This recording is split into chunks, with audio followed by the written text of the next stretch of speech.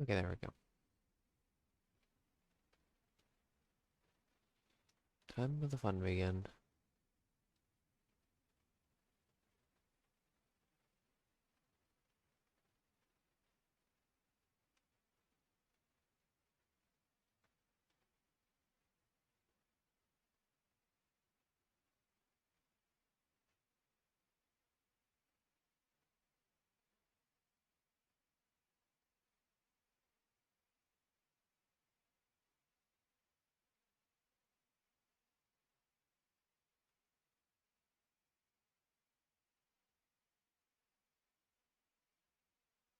Super happy.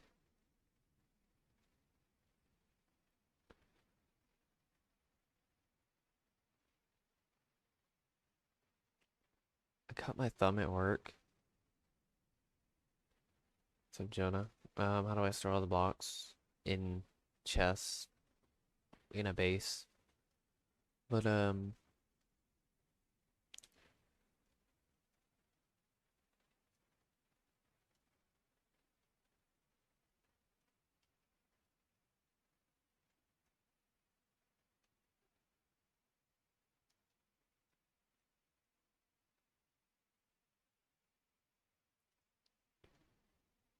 and I'm on peaceful. But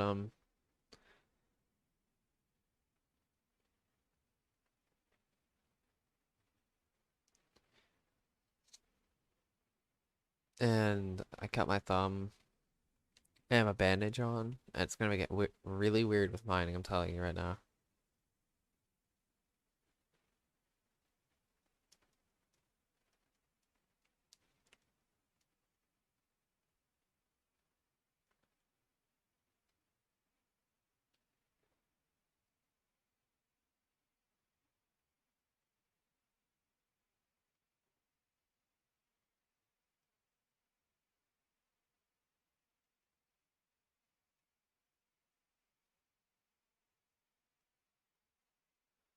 Also, I have less hope of actually I have more hope technically today, this week to finish the project.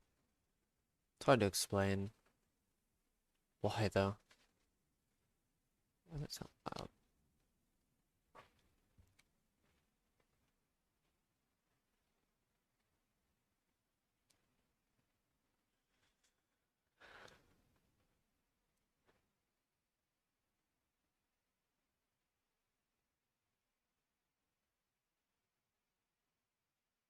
Probably get iron now.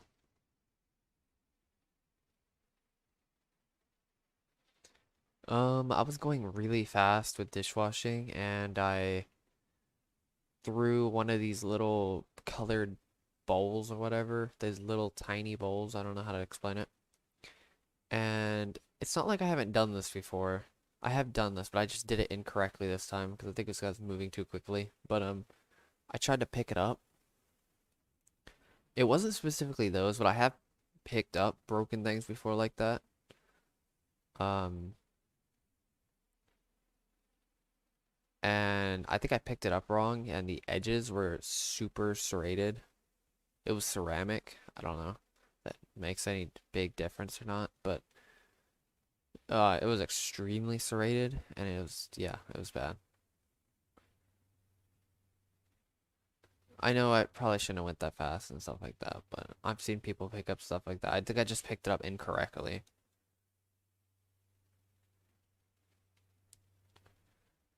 Like, just a little bit.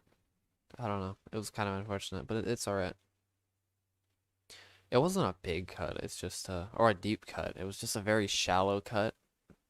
The problem was my hands are very uh feeble because of the water. And because since I was working a double shift, my hands were even more more feeble than usual. Oh, this isn't that bad. It's a bit weird though, I'm not gonna lie. The only reason it's weird because the bandage slips.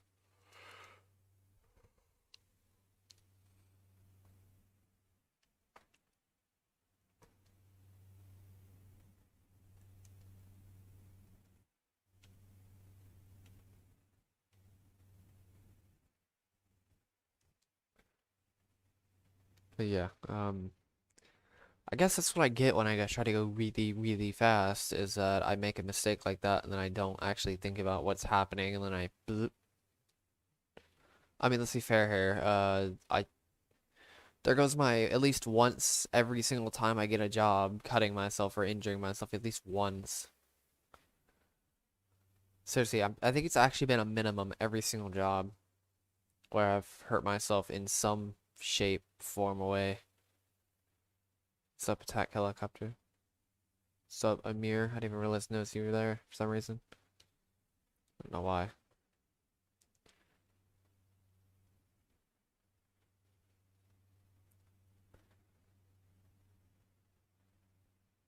Seriously though, like, is there a job? I mean, I swear to God, how am I gonna injure myself being a software developer? That's the real question. Pinch my fingers in a laptop in the future or something like that. Even though that technically won't injure. That's the closest thing I'm gonna get, but it's probably gonna happen, let's be honest.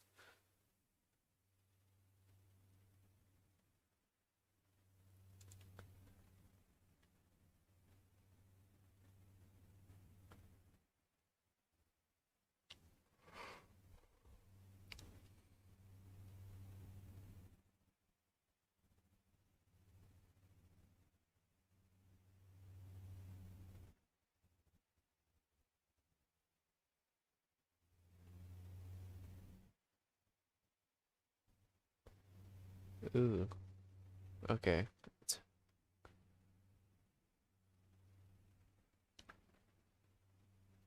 Seriously though, I hate the fact that it's like I can't tell when I'm entirely gonna get injured until it actually happens.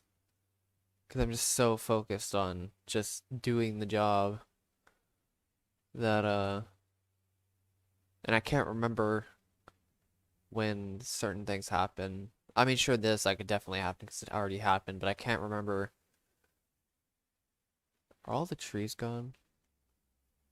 But I can't see it happening before it actually happens. It's really frustrating.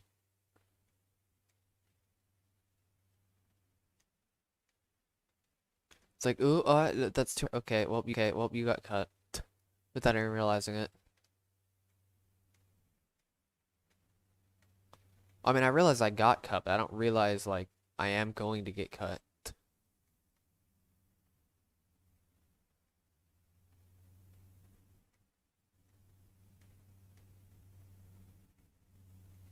I'm too focused on what I want to do in the future instead of actually figuring out if whatever I'm doing is safe or not. That's the problem with it.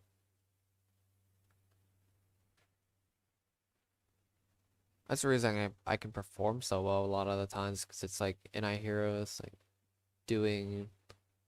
It's like I know exactly what I want to do instantly, combined with the shedding of performance anxiety. It creates insanity. And being able to choose how fast I can go as much as possible. It's that choice really that can dictate how fast I can go. I can go as fast as I possibly want. I could like tire myself out horribly with doing something, but which I actually almost tried doing, but apparently that bit back whenever I broke that thing, and then I went too fast, and then boom, cut.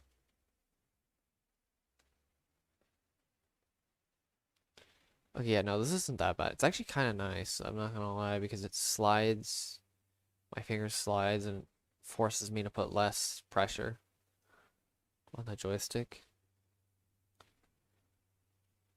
It's not about the cut itself. It's a stupid band-aid.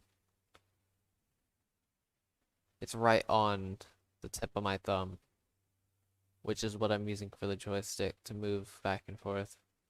Just back and forth.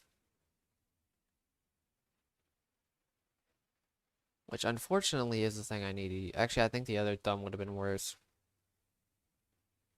I can't say if it's my dominant thumb because I don't actually have a dominant hand. Actually, no, it depends on what I'm doing. It depends on if it's dominant or not because it's, you know, cross dominance. Really odd thing is cross dominance and really frustrating at the same time. because I have to figure out every single task which hand is comfortable. I can't just pick a hand and be done with it.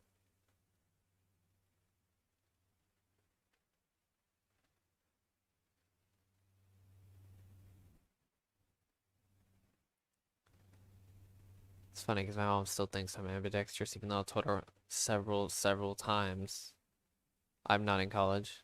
Animation piece. I'm basically just working a bit right now, to save up some money. Yeah, I'm working a bit right now, saving up some money, basically doing this project. Then I'm gonna be doing programming after it. So, or I'm gonna be doing, depending on how much time I have in the future, depending on how much time Nether Massacre takes, depends on if I'm gonna do Nether Massacre all the way, and then do programming after I finish the Nether Massacre and Void Massacre, or I'm gonna do programming on the side of doing Nether Massacre, because I'm gonna be trying to do web development. So, because I'm way better at self-taught anyway, I can learn way faster than a college uh curriculum, way faster. It's not even close. Because they're very inefficient. That's actually the main reason. If they were more efficient, it actually wouldn't be that bad. They're just super inefficient for what they're actually worth. Also, they're kind of business-esque type of environment, not environment, but I guess you could say structure is really frustrating, but whatever. I'm not gonna go anymore.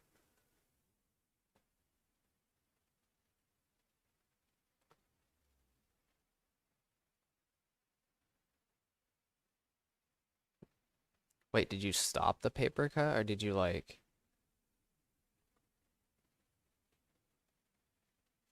Also, have you guys ever seen something break so slowly you actually watched it break? 'Cause that's what happened at one of the um jobs I had. It was actually my other dishwashing job I used to have. Oh, you didn't stop it?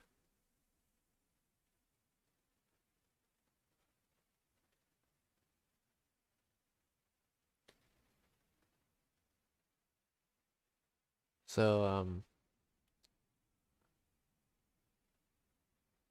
also the reason why we can't really help not getting cut by things is because we're so focused on affecting other things, like, yeah, affecting other things versus them affecting us, because we lack feedback entirely. So, I'm just gonna point out that's why. But,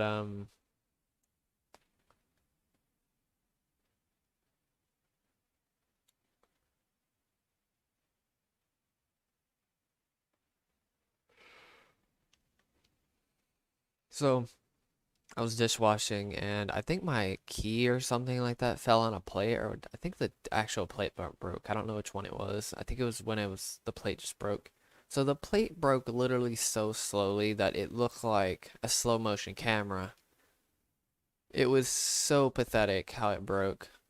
Uh, I've never seen something break so slowly before. I actually watched, you know how fast things break?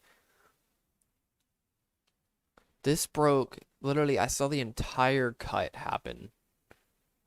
Probably could have almost stopped the cut happening. Let me just say that. If I would have even known it was gonna be it was gonna break. Do mind you, this thing broke only like 6 inches off where it was, 4 to 6 inches. It was absolutely stupid. I was like tripping out because it's like, how the heck could a plate break that easily?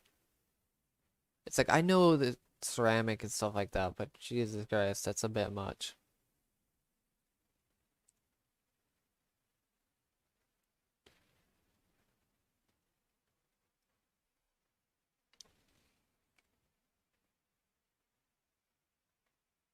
I mean, come on, I've had bowls, like these little tiny bowls, or uh like oval-like bowls. I don't know how to explain them. I've dropped them from like 2 feet, actually probably close to 4 feet, off the ground. They didn't even dent. And then you have this little plate that, oh, wrong one. Actually, I do need to put this back up, but Little plate that's like 6 inches or 4 to 6 inches off the ground. Breaks. Those bowls are durable though. Holy Jesus. Compared to those anything else.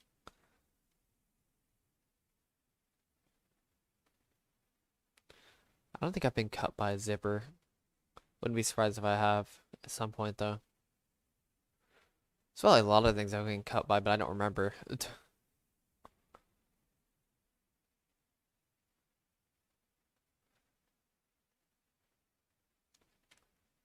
We're just like, yeah, we're just so focused on acting upon whatever it is that we don't even realize something else could act upon us. Because the feedback, the lack of feedback, it's kind of funny and sad at the same time. This is why we can perform so well. It's because it's literally just pure. That's what performing is. It's acting upon whatever it is. This includes giving other people's experiences and stuff like that.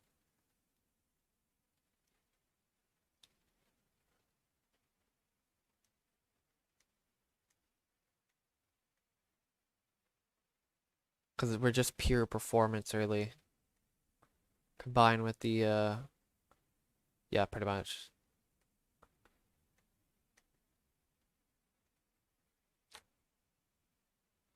I think I'm just gonna mine all this way, all this straight down. There's no point in not doing it. I'll just mine it to layer like 56 or something like that. Or whatever. What layer is this? 52? I'll go to 53.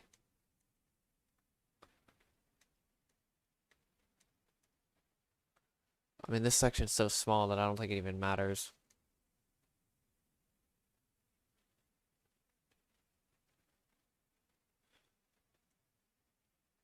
Shouldn't be any sand over here, so I can get rid of the sand for now. It's weird how iron starts at layer 64.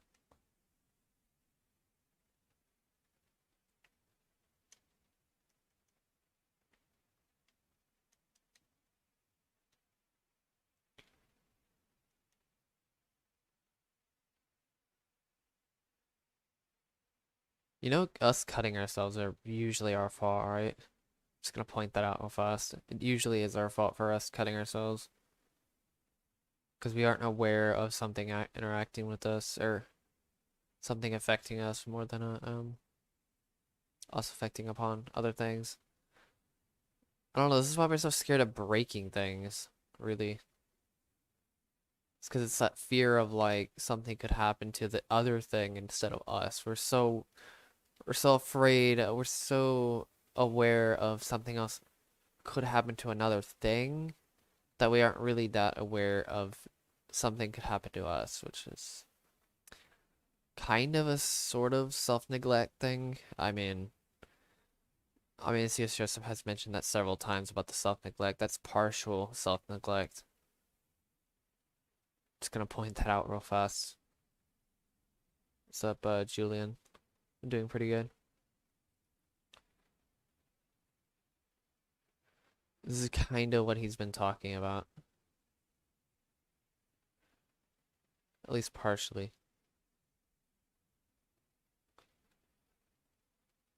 I didn't remove it. I don't remove comments. Unless they're like directly to like a link or something like that, that could be really bad, but at least for the most part.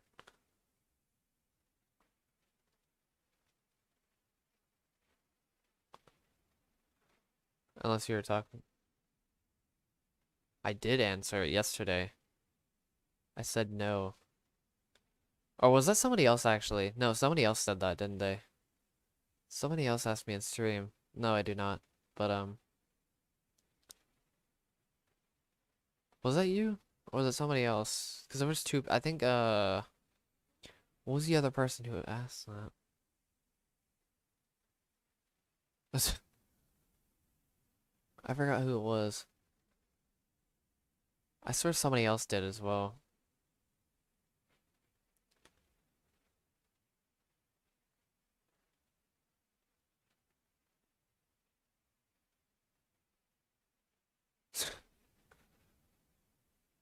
No, I did not though.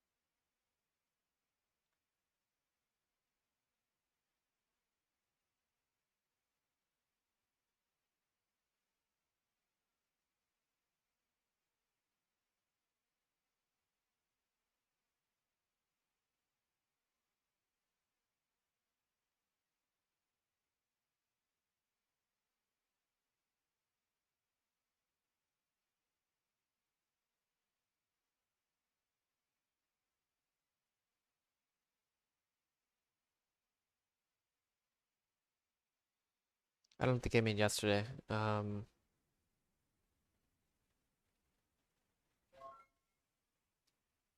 Thank you, Julian, for the $1.18. I was trying to read the message.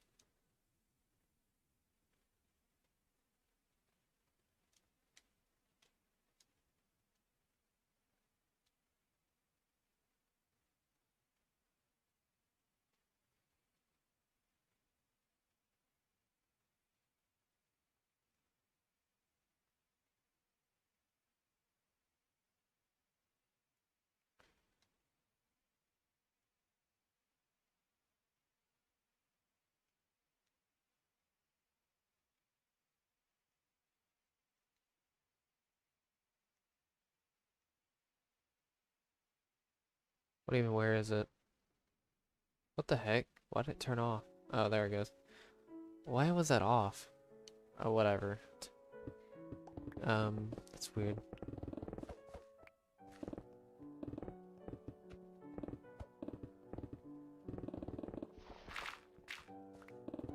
I did not realize it was even muted. What the heck? That thing's never muted. One of the sources.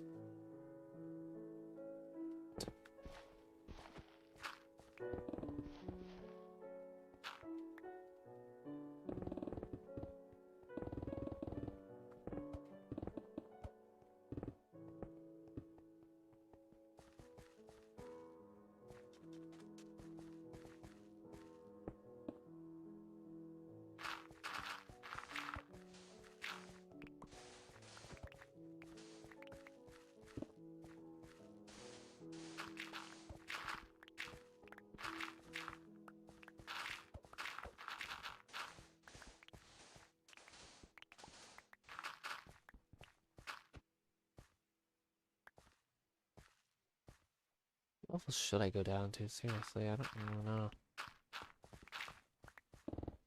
I don't think I'm gonna be able to really decide that well what layer to go down to. I think I'm just gonna have to pick something and then go to another section. What do I think about? I don't know, just things.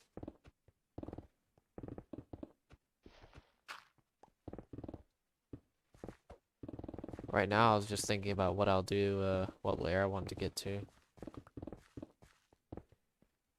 Or not what layer I want to get to, but what layer.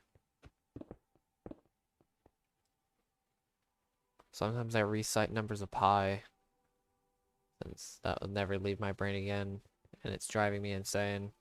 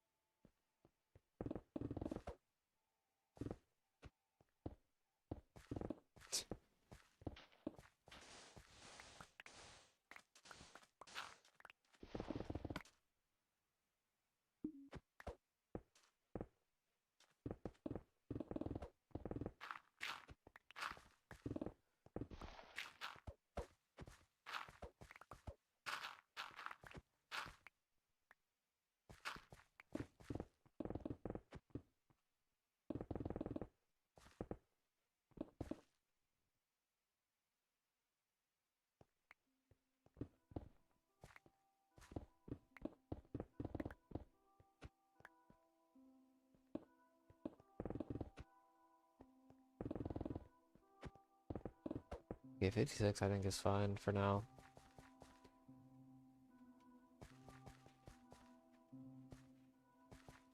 I could be able to get to layer 56 today. That'd be insane.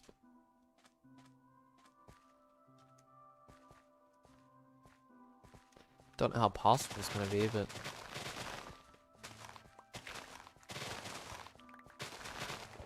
I mean, this is such a small section that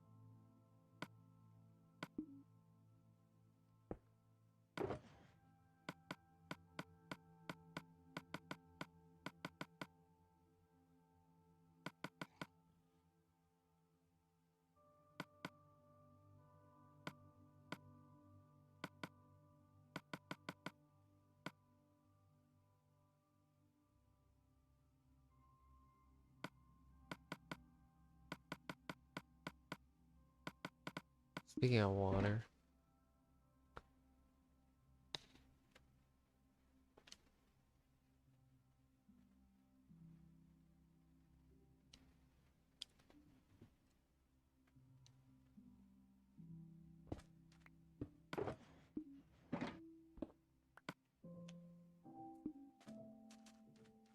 Yeah, I definitely need a little bit more room. This is where the layers get kind of annoying, is when it does this. When I have to constantly switch the amount of blocks in my inventory because of the whatever is in front of me.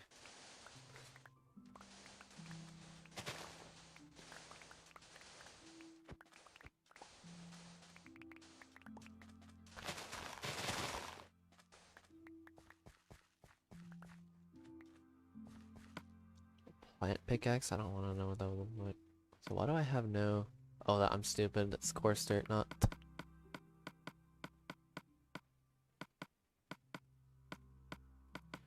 What are the chances I'll just fill in my entire inventory with coarse dirt?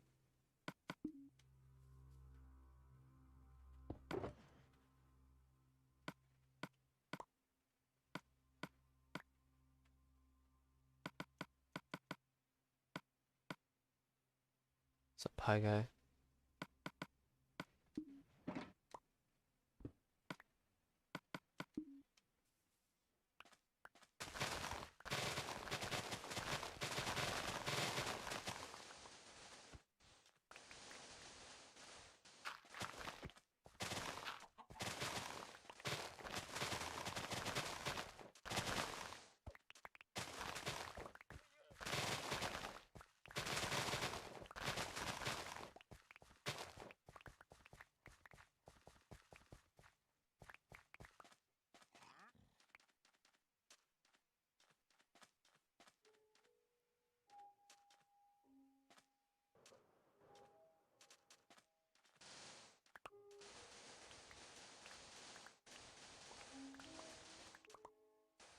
This section's kind of jank, I'm not gonna lie.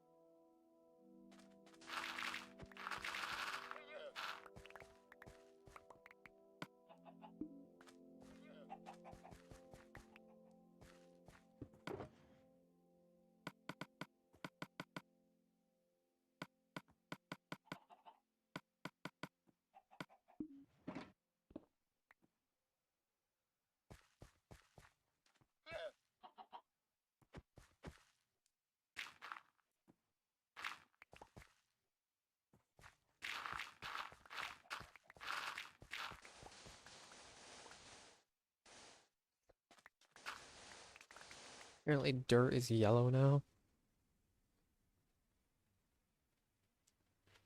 If you said sand, then I might somewhat agree with you. Kinda, not really, but dirt?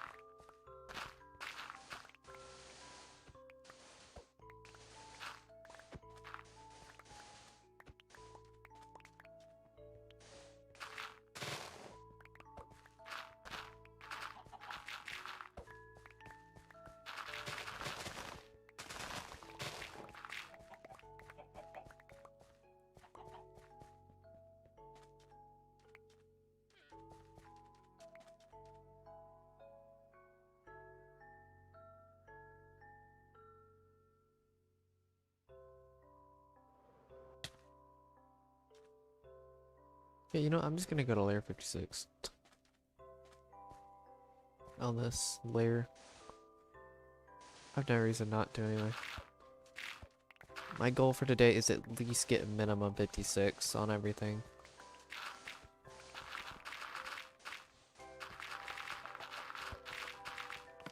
Because this is gonna be a painful layer.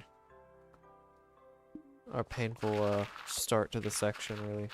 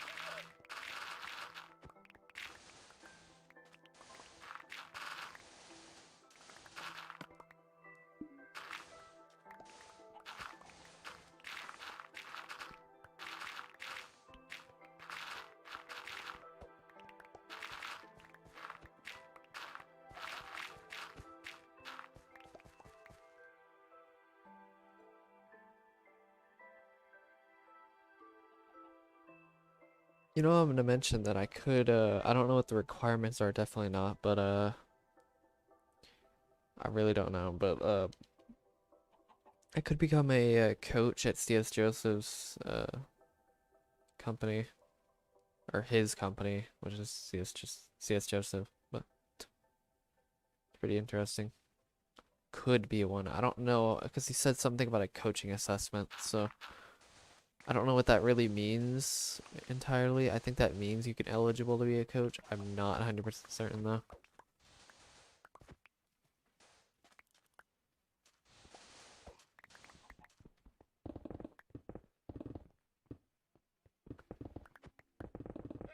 So I'll have to look into that. I just don't know how that works.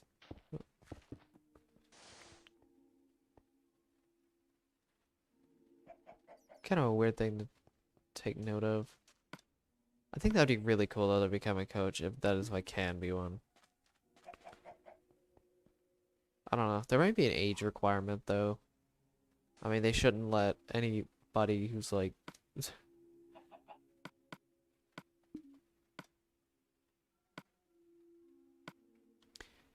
I wonder what the age requirement's really gonna be. It's gonna be sad if it's like 21 because gonna be turning 21 in 4 months, roughly.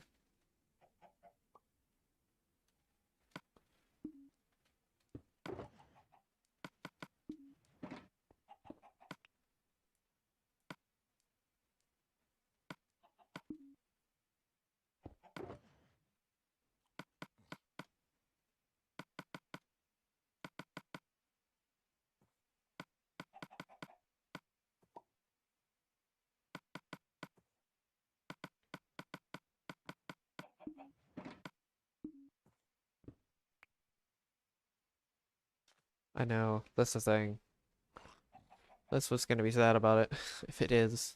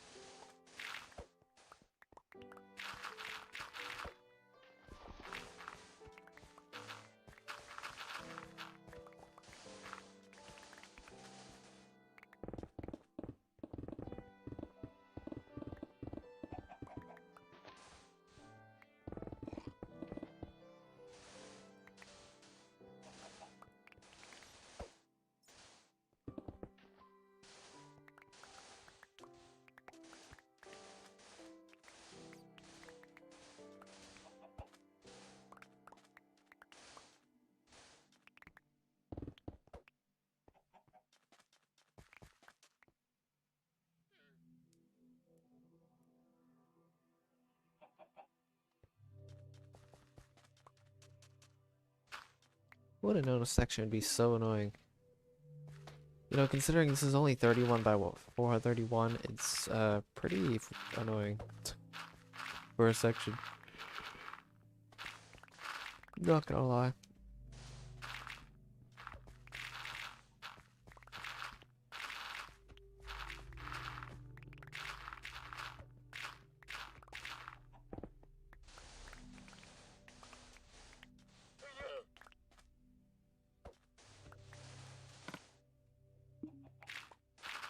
This is when collecting every single block would actually be pretty useful, or these these types of sections.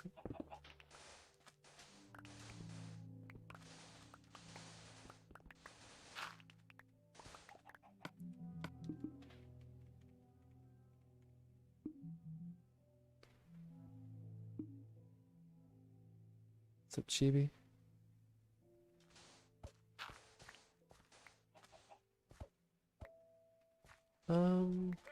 I'd say pretty soon. I don't know if I'll be able to finish before the trip though, unfortunately.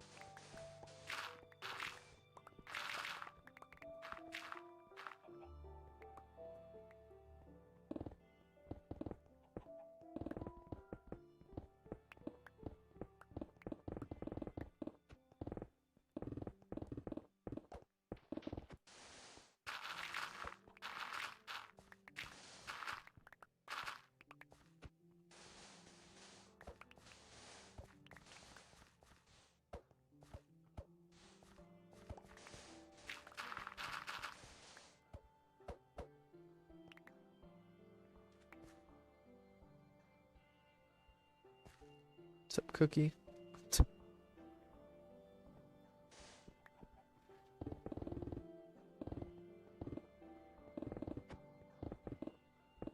Have you ever touched the fly with your hands without actually even killing it? It's super weird. It was like the slowest reacting fly I've ever seen. I could have actually just picked it up with my hands if I wanted to.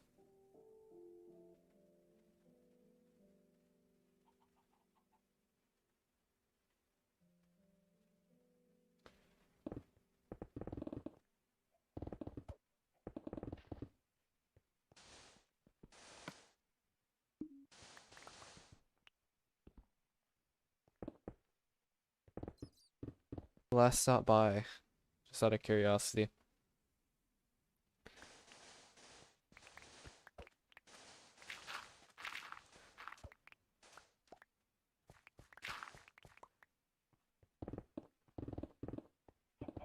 Yes, legacy of mining a classic world.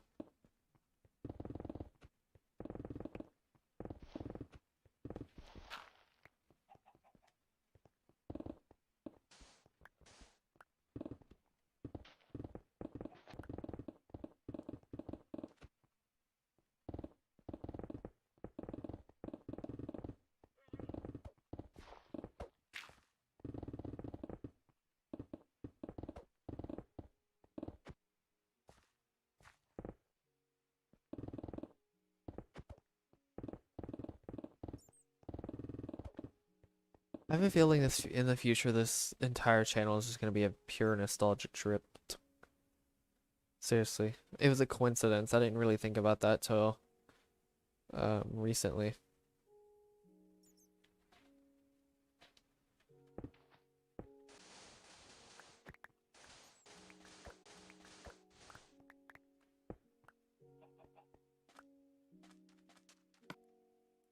It's like people think the legacy world just got deleted from their brains. Apparently, it's kind of funny.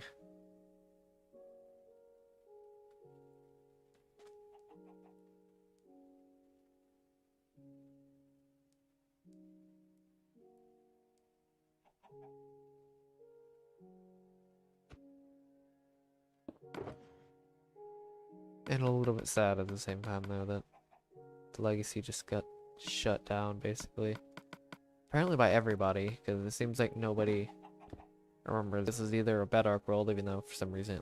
I mean, people... they would probably, like, facepalm if,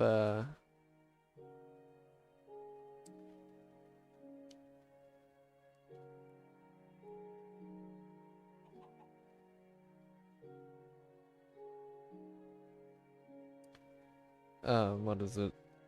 If they realize the comparison between Bedrock and...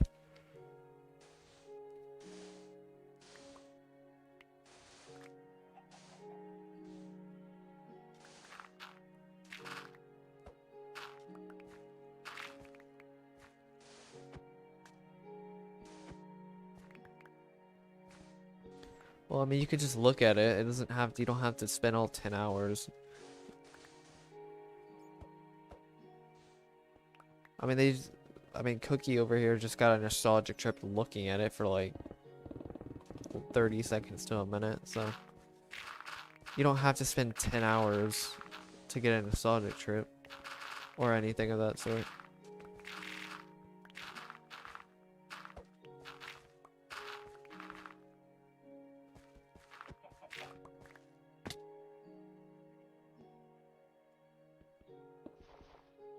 Also, the map, you also got to think about the map. The map is different than any other map in Minecraft.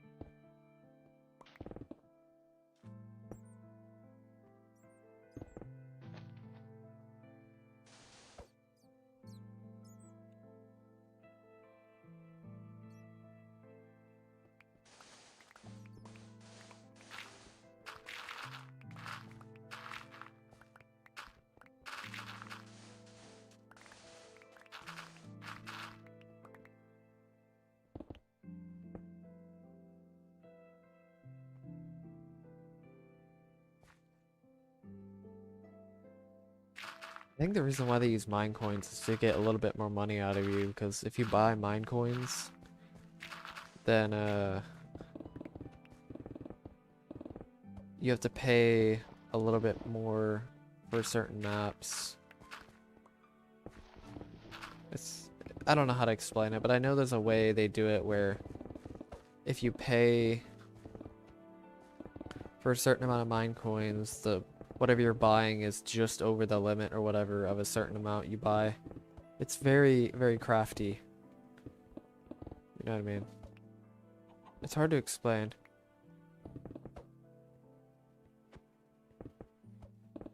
It's like you're buying more mine coins in most maps. So you have to pay a little bit more. Or is it the opposite? I think it's the opposite actually. Where it's like you buy just enough more where you have extra mine coins. So you're basically wasting your money almost in a way for one specific map or something like that, but you're paying more than you should actually be paying.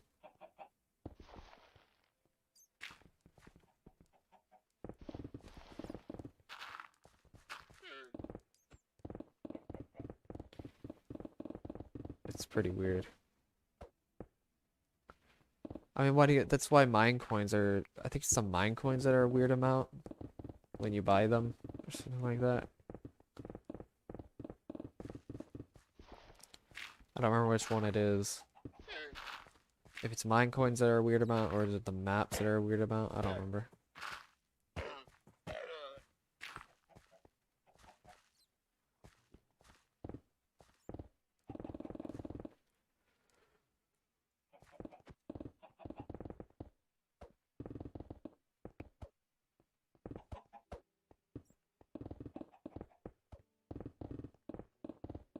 All I know is in some weird ways that they pretty much get you to buy more mine coins than you really need for specific maps. So you pay more.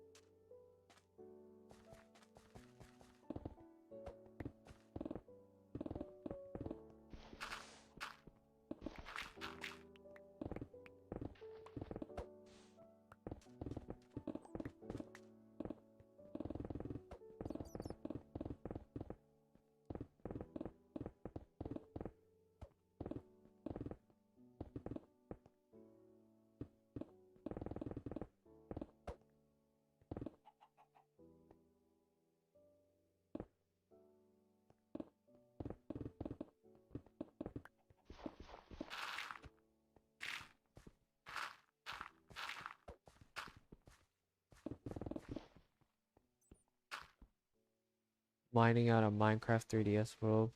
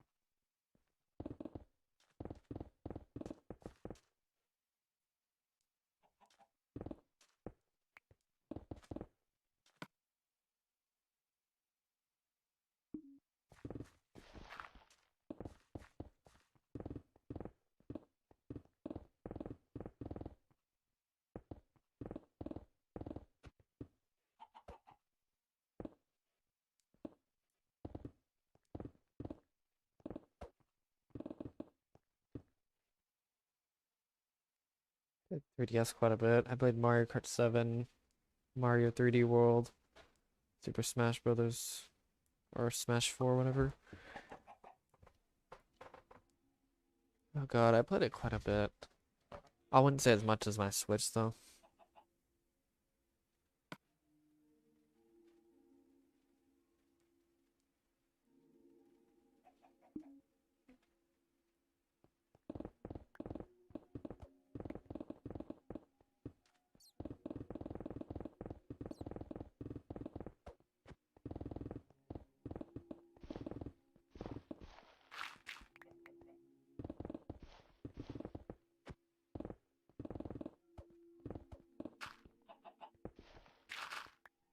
I remember when my friends got mad at me because I didn't have Mario Kart 8. It's like I'm not gonna pay $60 for this game when I'm never gonna play it unless you guys play it like once in a millennia. And guess what? They haven't played it in it feels like once in a millennia. It's been several months since they played it. It's like I'm not gonna spend that much money. Something I'm not really entirely going to use.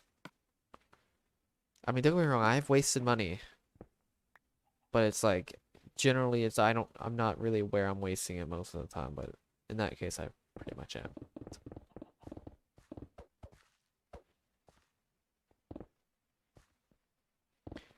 I was pretty good at it. I think I was better at Mario Kart 8 though, at my cousin's house mainly. I played it quite a bit. I was actually pretty good at it. Mario Kart 7 I was pretty okay at. I mean, I didn't spend the time. My friend really spent the time on it, I'll tell you that much. He got all the gold items.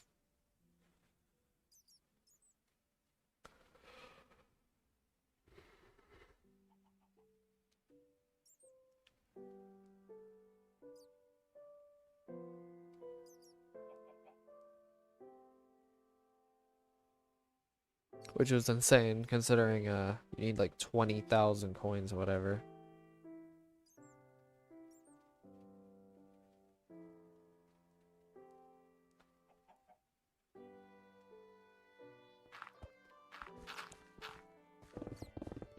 I don't think I even reached 10,000 on there.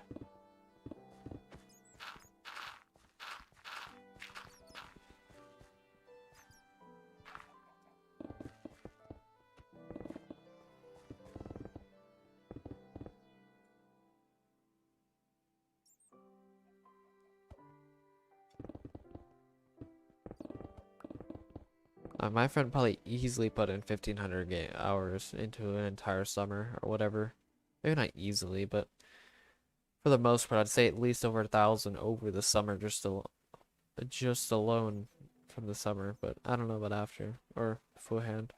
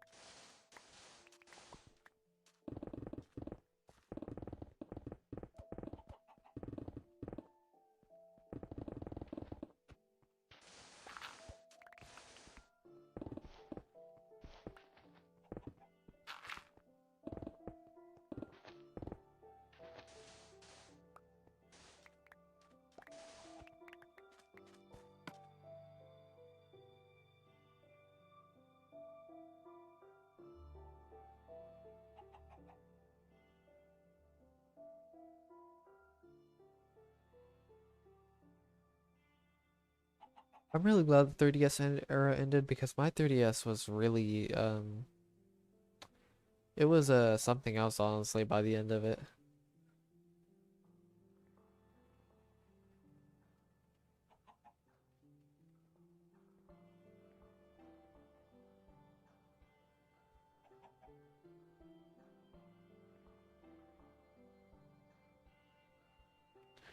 It's pretty interesting. I think my stepbrother works on a cruise line.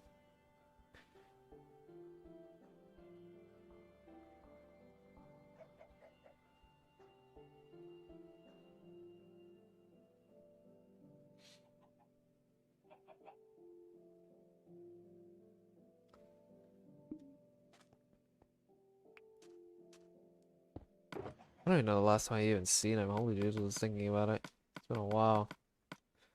I'm talking like it's probably been close to a decade by this point. It's crazy to think about.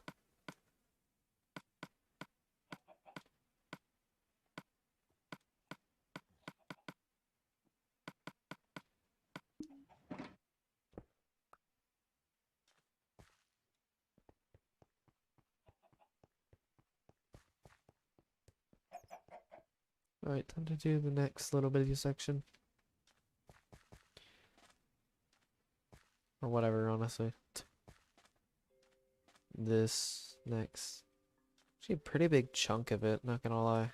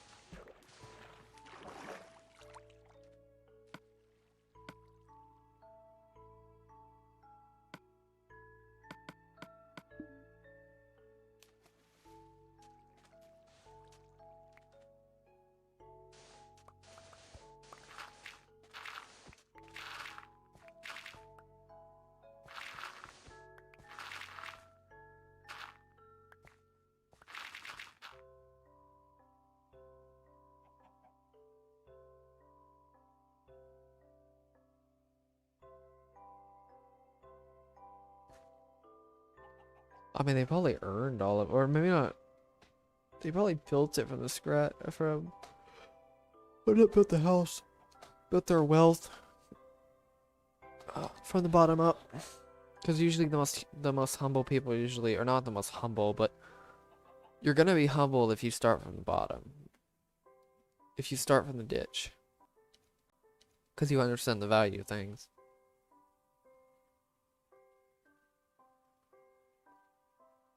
Just like how I've had to start from the bottom. Or from the ditch, really.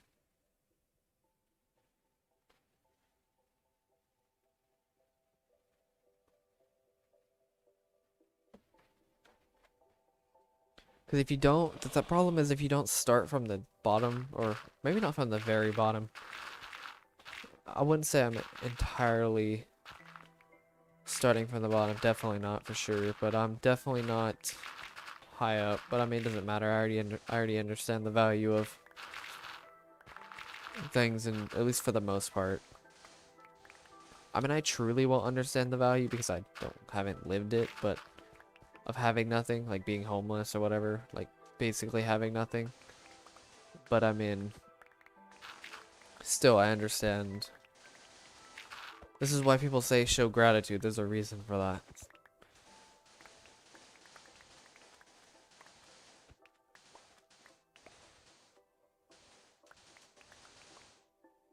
It's not the internet. I mean, not well. I mean, it isn't my internet, I guess, which affects the stream. So it's not really my stream.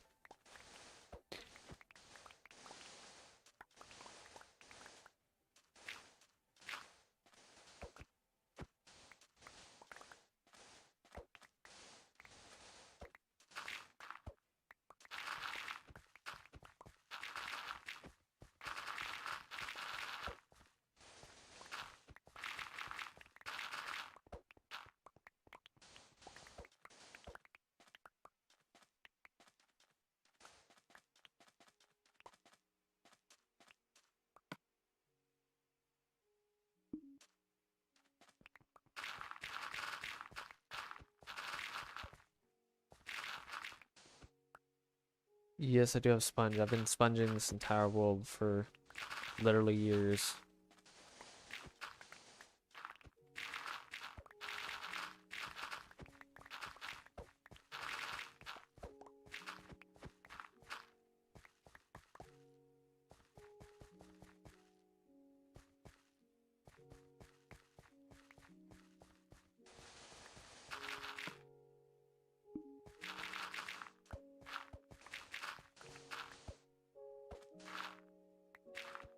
Yeah. I have like 90 sponges because I had 48, then I lost 30, and then I duped 30. It's the only time I actually ever duped anything, weirdly enough. And then I lost, or not lost 30.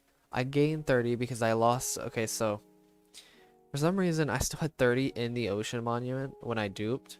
So I had 78 and then I lost.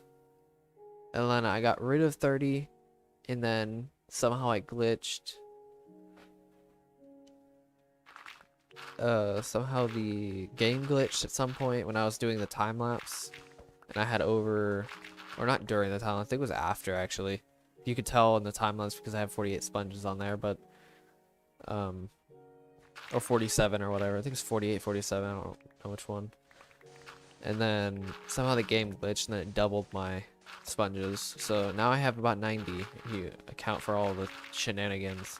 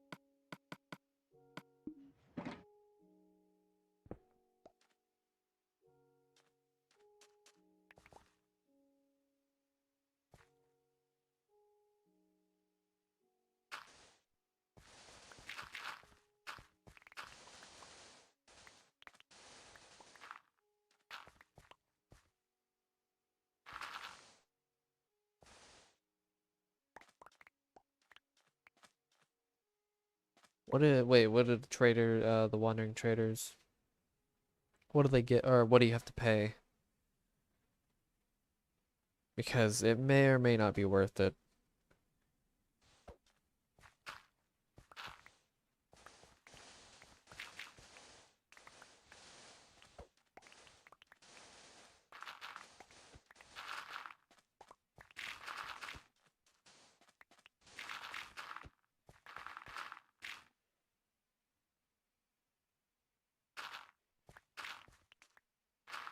Okay, that does not sound worth it. I'm not gonna lie. 8 sand.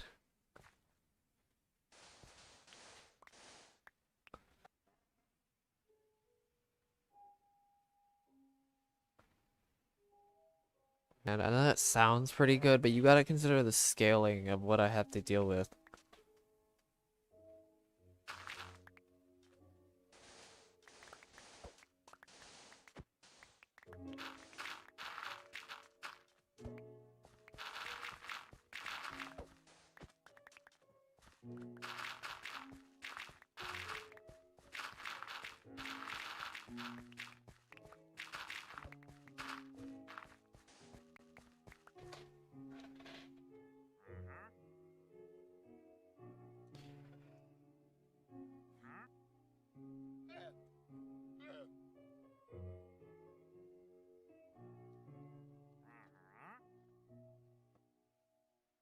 I mean, just to get the 400,000 sand, I had to get over 60,000 emeralds, which is ridiculous.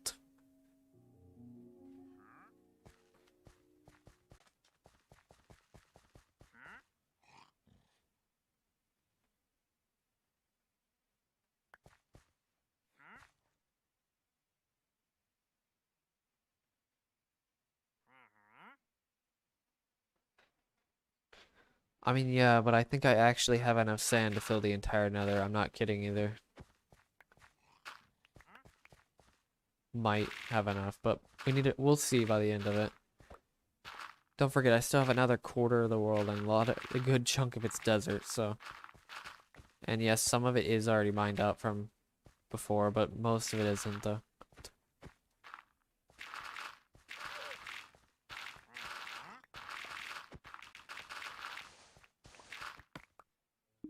We'll have to see. I'm pretty sure I actually have enough.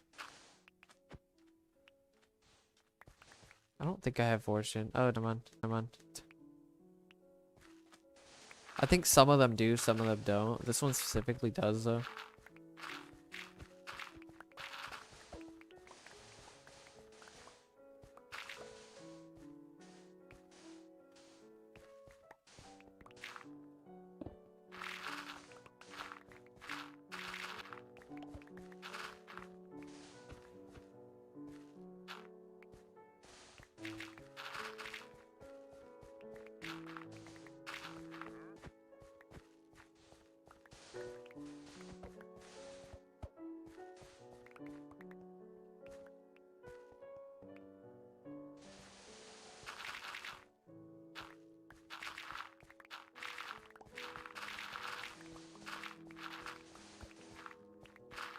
Gonna be surprised if I don't have enough sand by the end of this project to build another.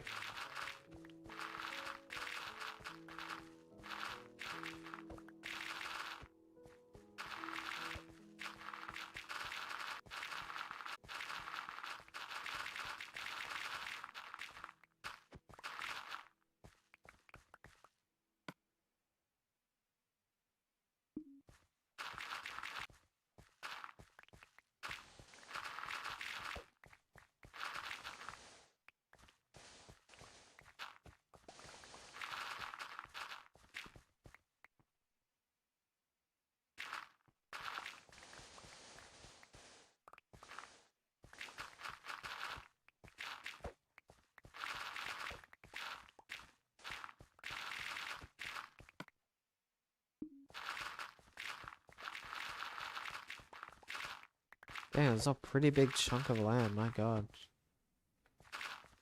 It's right here.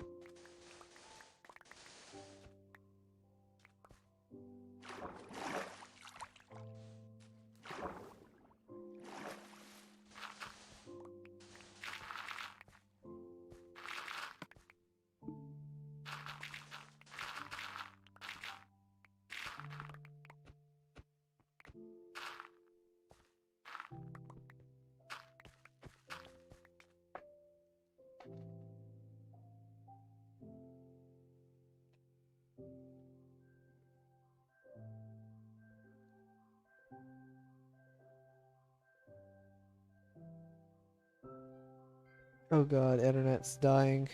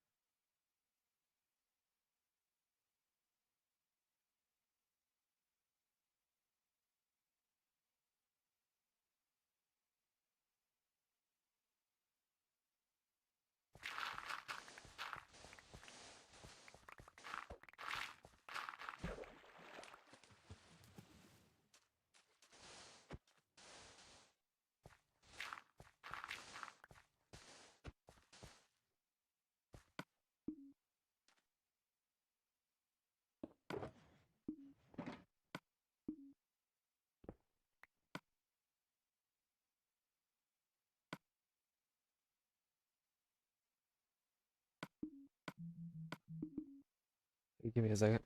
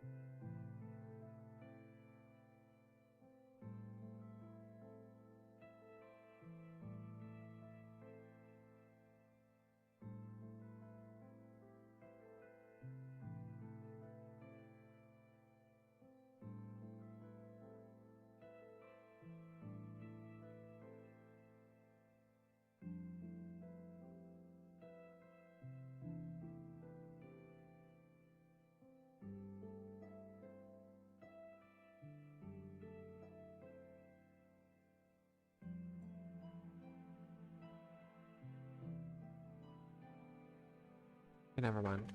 But, uh,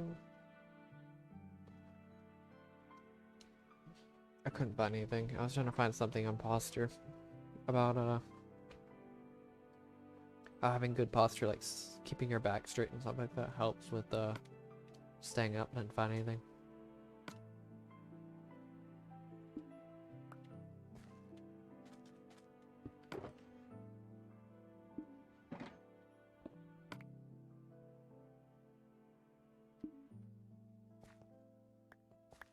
But it does help apparently. I don't know why though. I think it has to do with like blood flow or something like that.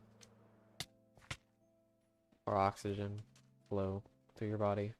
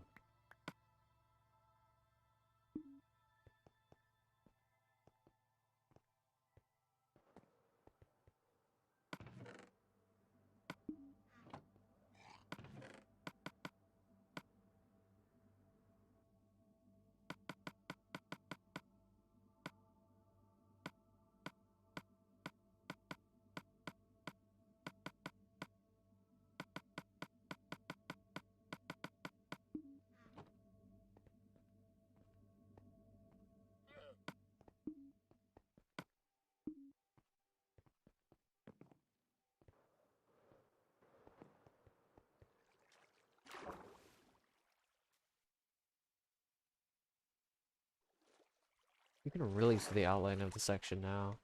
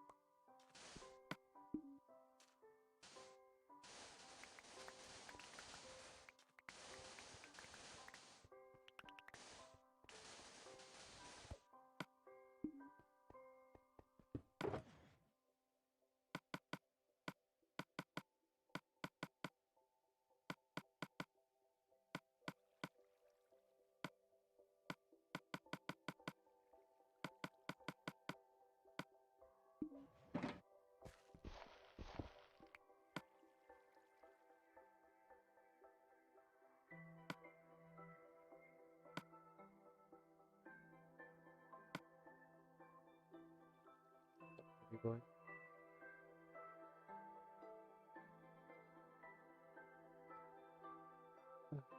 Crazy how many people actually wanted to do this.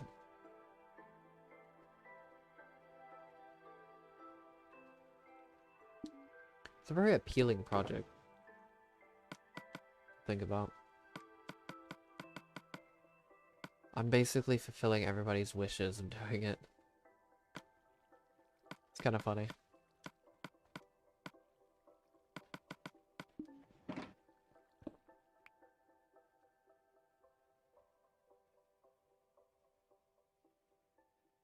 Honestly, if I started this project maybe 2 years before I actually started this project, I probably wouldn't have done it. I don't even know why I have the patience to even do this. I don't know how I managed to even conceptualize the, I think it's just I knew the amount of time it was going to take, but at the same time, it still takes a lot of guts just to even start this project, which I'm not good at starting things, I'll tell you that much right now. But, yeah, it's, kind of crazy to think about. Or something like that, like the weird thing about, it's like he helped me start it, and then I like just basically finished. Maybe that's the reason. If I started this by myself, I'd probably would have had less motivation at the beginning. I don't know. It's kind of something to think about though. I don't know. If you saw me before this, you would think, how the heck was this person able to do this? Even for me personally, like if you saw me before this project, or maybe like 2 years before or something like that, I just did not have the patience for things. It just kicked in out of nowhere.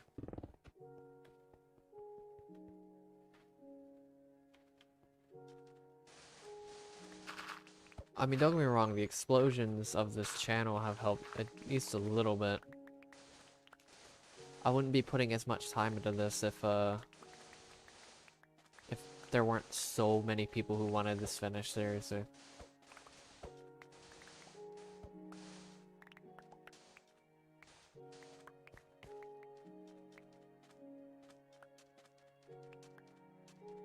Would I be putting time into it? Maybe a little bit, but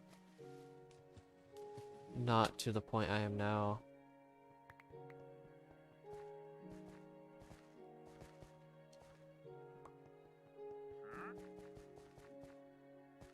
So in terms of progress, people have helped me. I mean, the motivation for the project is still the desire to do the project, but it's even more uplifted with everybody else and the support in general that I've gotten. I mean, that's why I had such huge breaks at some point. I had a 3-month break during a summer. One of the summers. I think it was 2018. It's still the largest break I've taken. I think the next highest was like January, I think it was. It was like 2 months.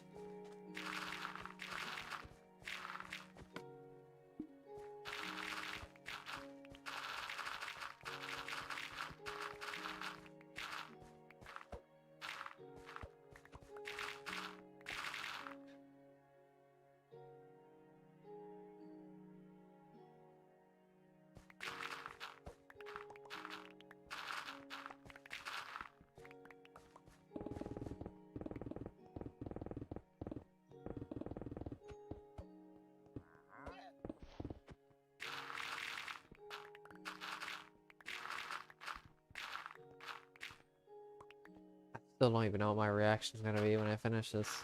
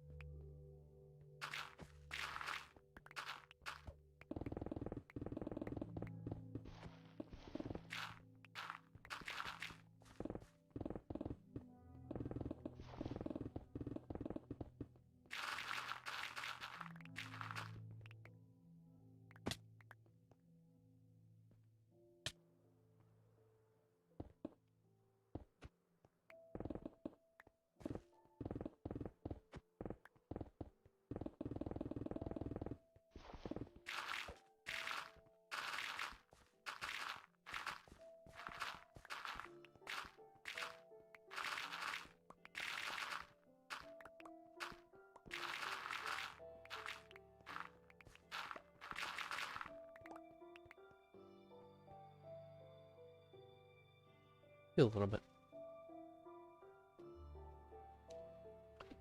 I've been drinking a little bit of water while you've been gone.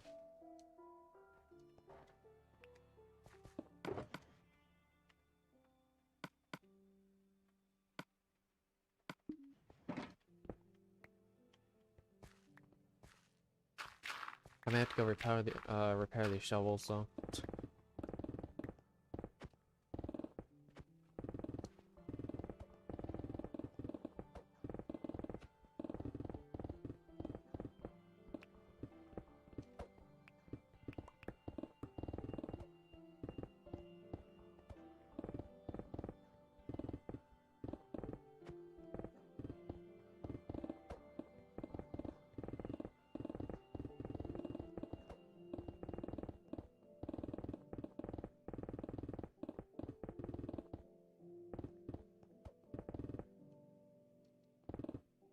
I want to at least get everything level 56. I could probably get to level like 54. Something like that. Tomorrow and the day after is going to be very crucial though. For sure.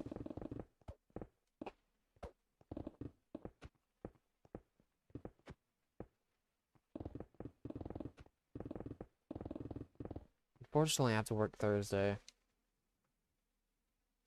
I kind of got called in for Thursday, so, or requested in more than that, unfortunately, but, it's only evening time, so at least I'm fine there. I don't think it was gonna make that much of a difference because I was gonna do something with my mom on Thursday. Pretty much that day anyway, so I don't think it's actually gonna make that much of a difference. It may actually be more beneficial for me working that day because I can kind of use work as an excuse to not do whatever it was, at least for this week, so I can finish.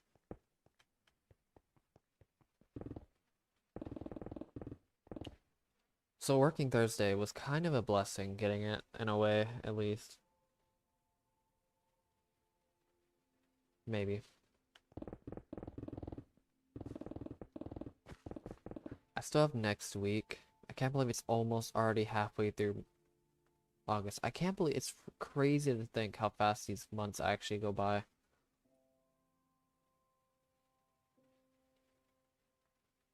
Seriously. No wonder people get stuck in jobs for like the jobs I have right now. No wonder people get stuck in them for years and years. It's almost like it's kind of like what is it called?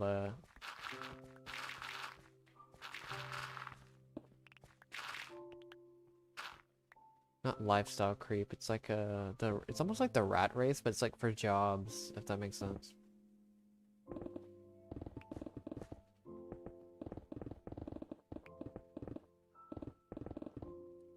You know, the type that like if I just stayed in this job and slowly worked my way up and just kind of meandered my way through into management positions eventually. I don't know, that's just so boring. Almost makes me want to barf.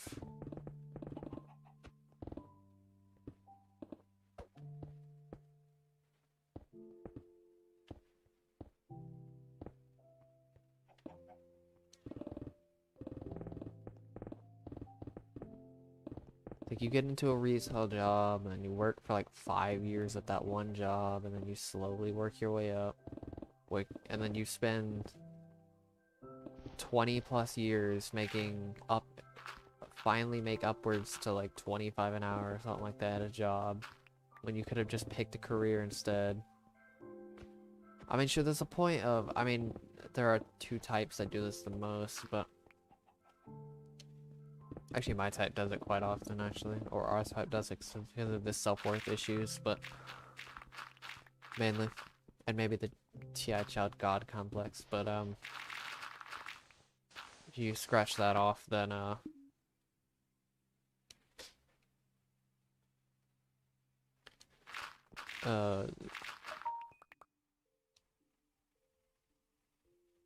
don't know, it just sounds really boring.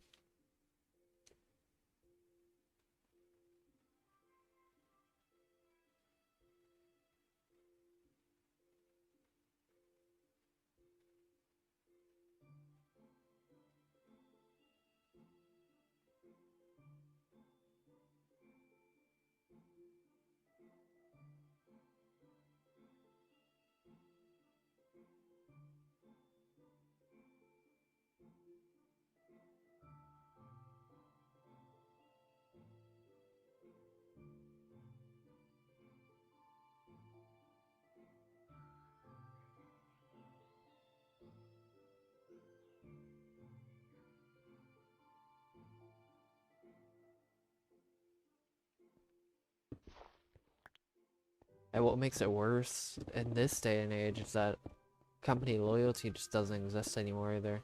Honestly, I don't think company loyalty really ever exists, let's be honest here. But, I know people say it doesn't exist anymore. I don't think it's actually really truly existed.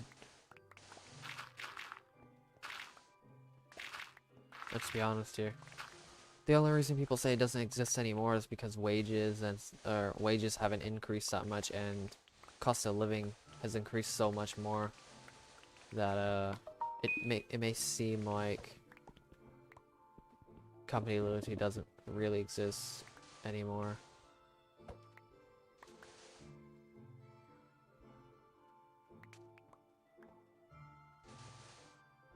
Subject.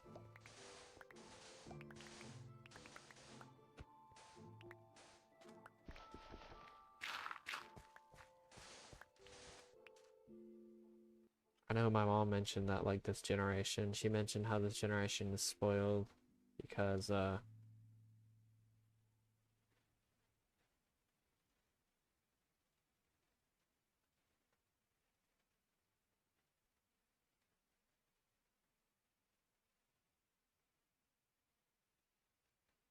explain that in a second, give me a second.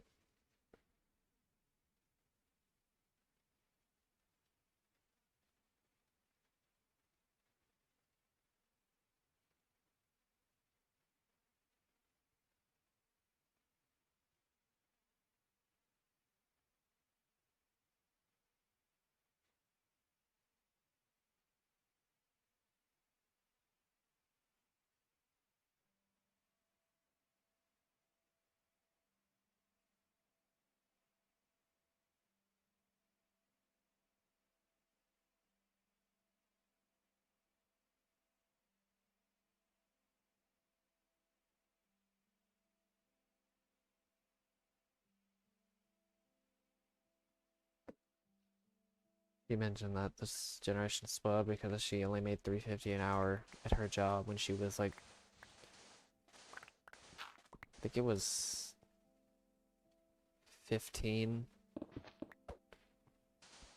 This was back in late 80s. But I don't know why she's making that claim whatsoever, especially when wages at that point were, or the cost of living at that point was so low compared to now that it doesn't even matter.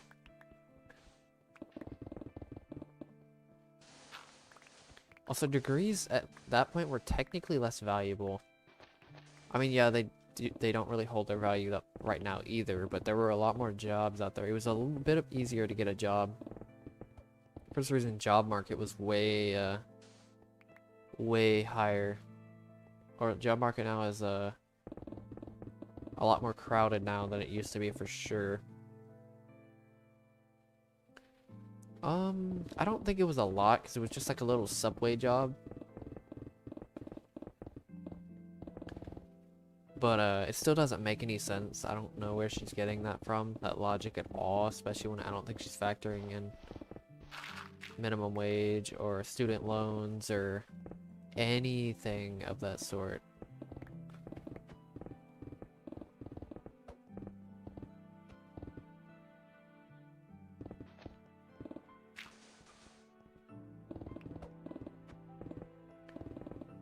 Which is funny, I think she actually talked about how company loyalty isn't a thing, and we talked about all this stuff, and then she makes a claim like that. It's like, are you sure you're actually listening to the conversation beforehand?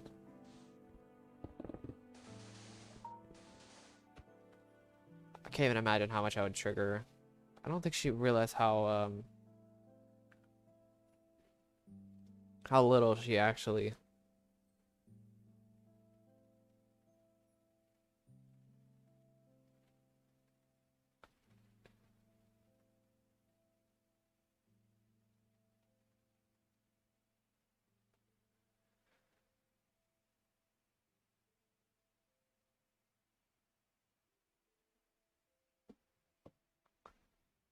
listens to other people.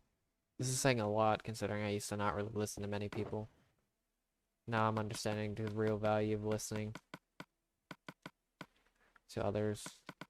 You would think that'd be common knowledge, whatever that means, but it isn't. Let's be honest here, it really is not. I swear to God, if whoever says that's common, I'm gonna just...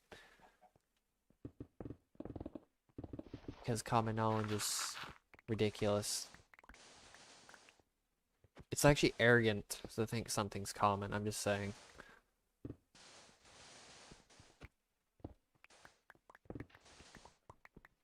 In terms of knowledge. Common knowledge literally is common arrogance. Which is really frustrating to think about.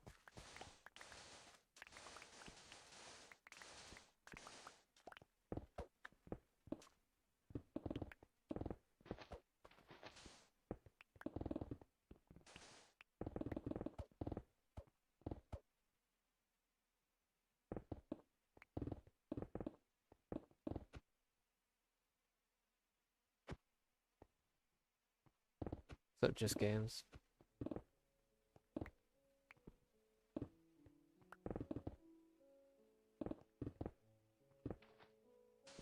That'd be kind of cool.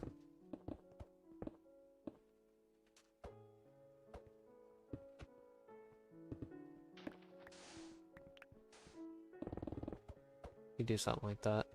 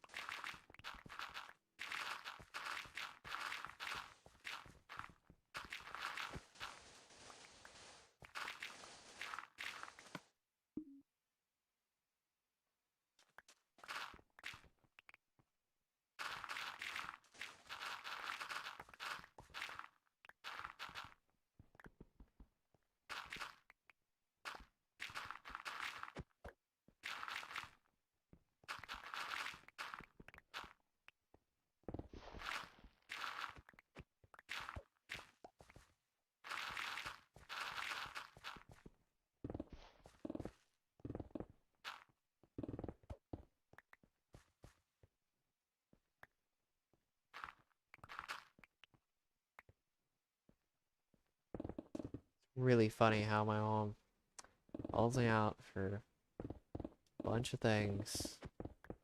Like my little bias that I had one time with the discount tire job or whatever. And then she herself can't take even the ounce of an argument.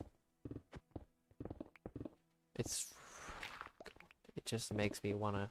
I don't think she realizes how emotionally manipulative she can actually get to. I'm not even saying she's like generally... I'm just saying she can get to that point. It's so bad. I really don't think she understands how far she can actually go.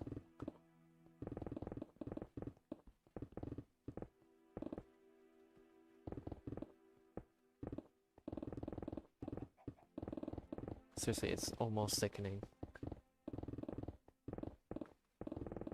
I could see through it so easily.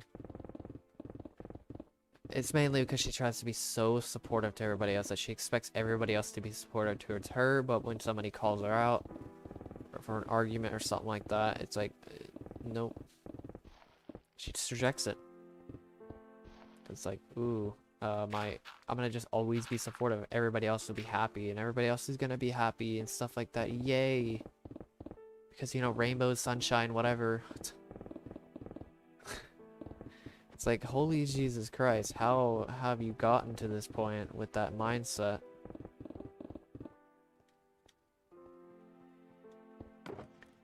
And she wonders why she's so afraid with her subconscious. It's because she's so focused on everybody's feelings and her own feelings. She literally is like rejecting any form of logic or thinking or anything.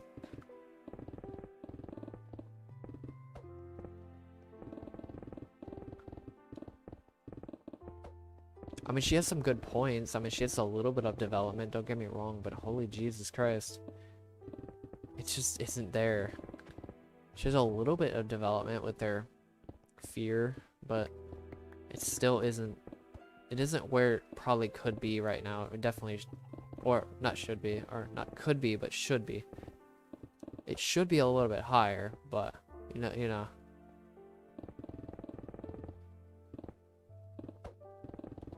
When it comes to people and internal growth, people just don't care about internal growth. They don't understand how much it affects their external growth. You can't fully develop externally without developing internally. Because external will force you to become, external growth will force you to become external or internal eventually, but it's still slow. But if you really want external growth, focus on internally growing first.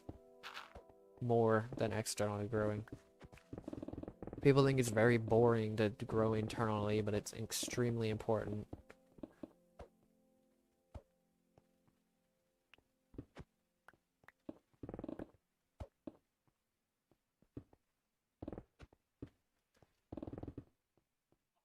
I'm going to at some point say something though about it. Not the external and external, but what I mentioned earlier. I'm gonna say something eventually. I don't care if her TE demon just like literally cuts me out. I could care less. It's literally for her benefit. But it's perceived not being for her benefit because it's all about sunshine, the sunshines and rainbows for some reason. It's so fake, seriously. Oh my god. You know okay, you know the thing of like those phrases of like the happiest people smile the least? Yeah, take the complete opposite. I'm not saying she isn't happy. I'm just saying like she needs to take that into consideration. That as a phrase.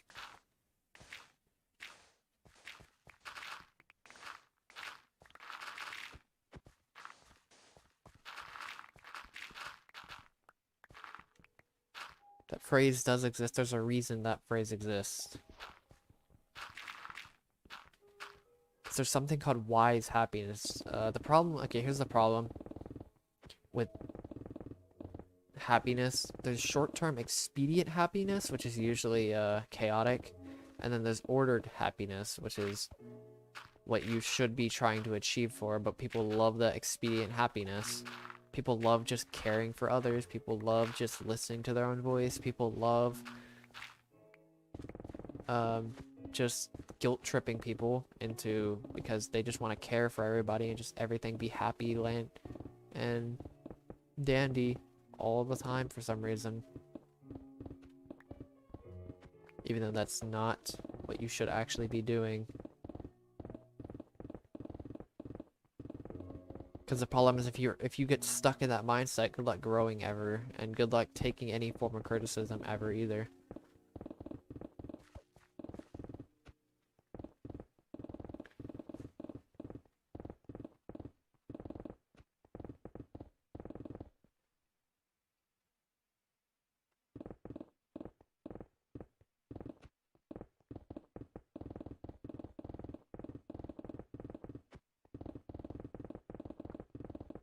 She would be perfectly fine if her TI inferior didn't just shut people out, or her TE demon just didn't shut people out.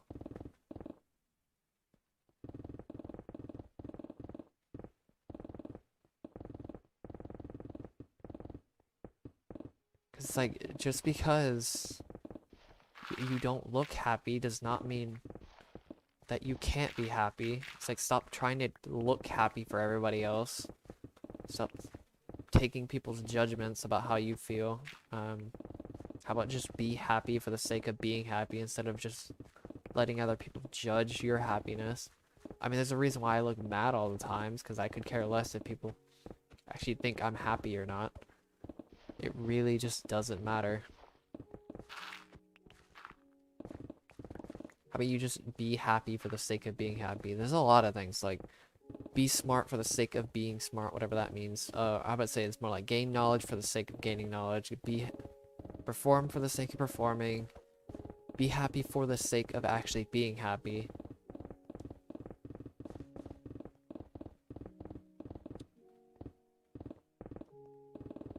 Do things for the sake of others, even though, do things for the sake of doing the thing for others instead of trying to expect other things to get something out of somebody.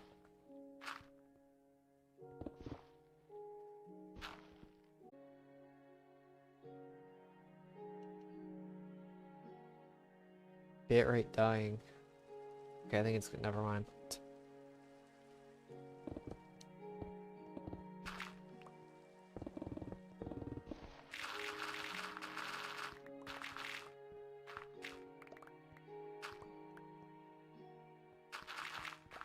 It's really funny how she talks about how you need passion to learn a subject, or you don't need it, but it like... I mean, she pretty much says you need it to learn a subject, which sounds more like an excuse, but I mean, besides that, if you don't account for that at all, it's funny how she says she finds the analytical psychology very interesting, but she can't even remember her own type. I've told her what her type was over and over and over again. Let me just say, she probably could have already learned the science by this point, for how much I told her. Which, yes, I did kind of start shoving her down her throat at one point, but she did seem interested in it when I started talking about it at some point, or when she says like, oh wait, if she's interested in it, why not continue talking about it? But apparently she's not actually listening to it, like legitimately listening to it, because I've noticed she hasn't asked a single question about it whatsoever, which makes me question if she's actually listening to it or not. Or she's doing this thing where it's like, ooh, I'm gonna look like I feel like I'm gonna look like I look happy about knowing what I'm actually talking about, like the FI nemesis or FE hero thing, where it's like, I'm gonna make myself look happy, look like I'm listening to what you're talking about and not actually listening. Because, you know, FE hero and that FE hero just wants other people constantly to feel good about what they are doing. So it's like, ooh, if I feel good or try to feel good and fake happiness about what the other person's talking about, then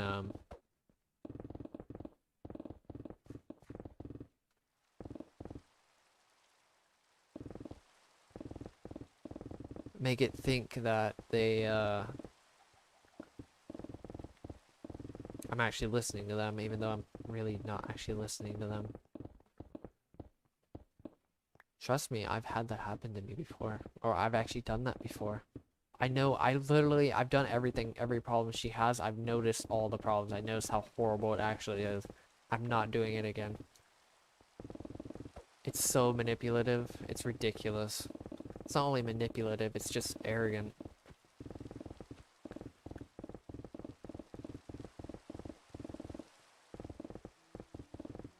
I have done it before with that FI critic, the TI child with the FI critic. Trying to feel good about what I think constantly instead of actually just finding the truth.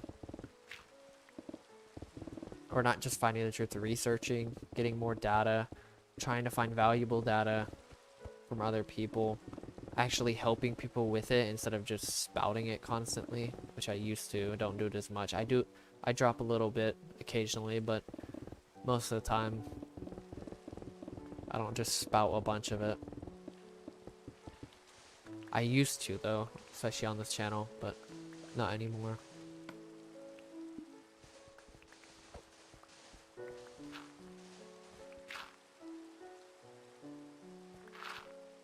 Yeah, my mom doesn't entirely make it obvious I should just start questioning her with my T trickster. Cause it's like even T trickster can point this out. I mean, I am triple interest based as well, so I can point out when she has her take situations. It's super obvious. Holy Jesus Christ. Her trying to get me to make a decision to benefit her instead of actually trying to get it to benefit me. Oh yes, ISFP, unconscious, interest based decision making. It's super obvious. And NI critic or NI trickster. Little NI trickster over there. It's so obvious. Holy God. I've never seen something more obvious than that.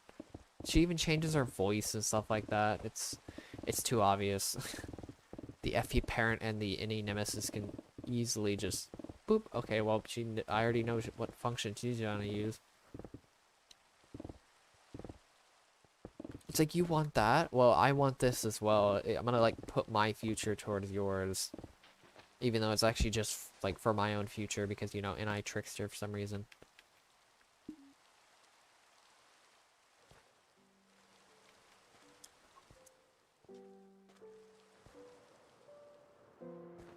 Alright, there goes that part.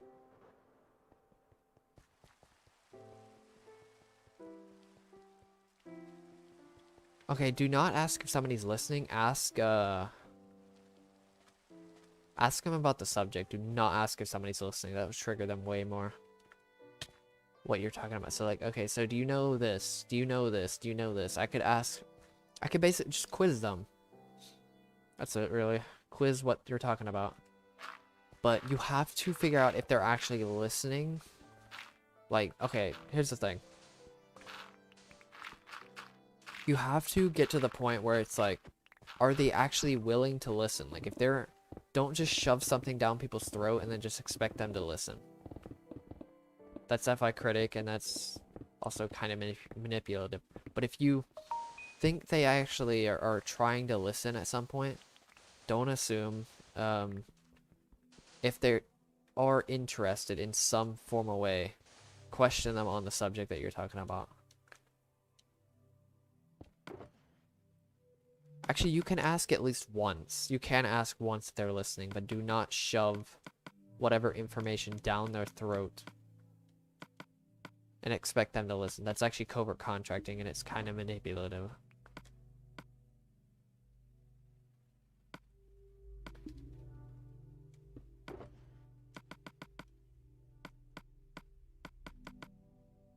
And you will just become depressed after it, because if they're not listening and mad, you may get just mad or just depressed. I don't know, whichever one, honestly.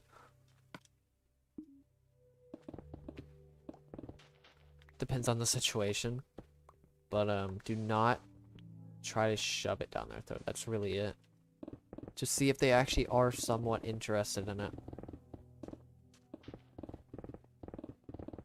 So like if they relate something to it, that's a sign of interest. So if they relate to whatever you're talking about in your subject, then you can start. That's a sign of interest that you're actually they're actually at least trying to listen. That's also a sign that they're actually not listening at the same time. So they're trying to listen, but they're not actually listening because they're just thinking about what the next thought they want to say after you say something. Do not do that. Just saying.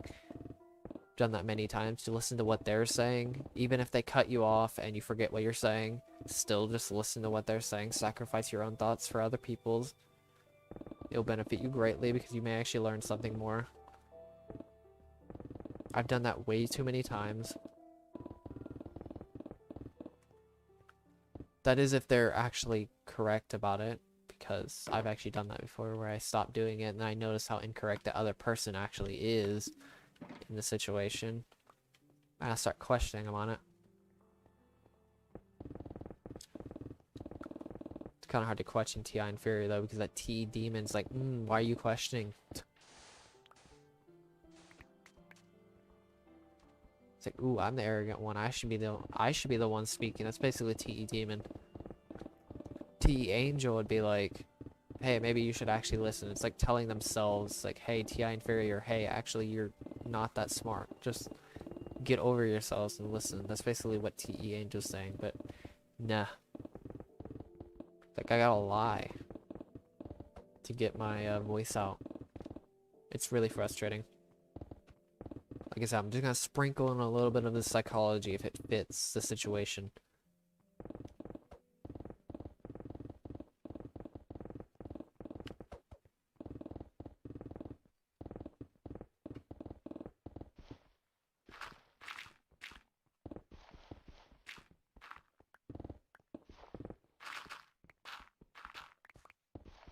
Because here's the thing, if you know the information you have is valuable, why are you bothering in trying to get people to listen to it when you can actually find, or try to find people to listen to the message that you have with the information that you have. Don't shove it down people's throats that don't actually care for it. Because there's one point in finding valuable information, but there's also one point in shoving it down people's throats.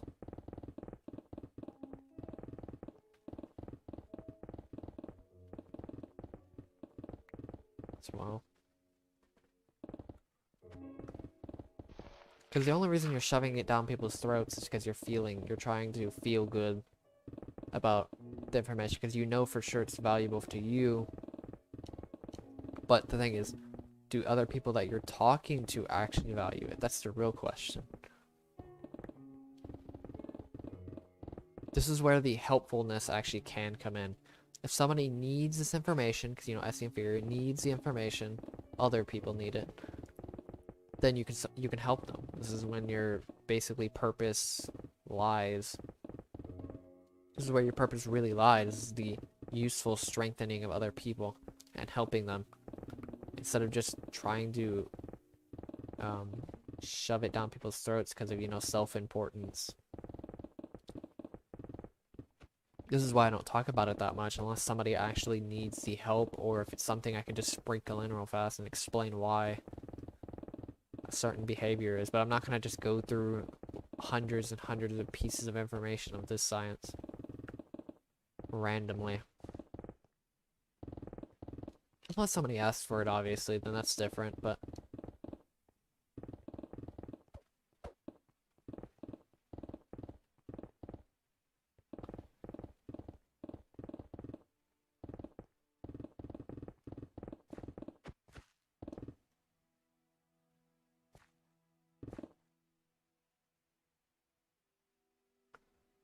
I can definitely feel that.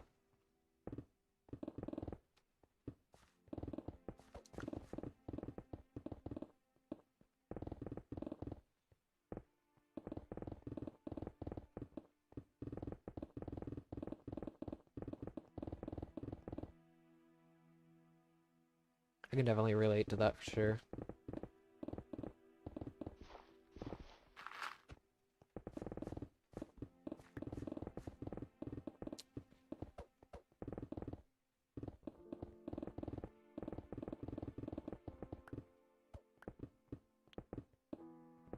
I might try to do things with my parents, not really talk though.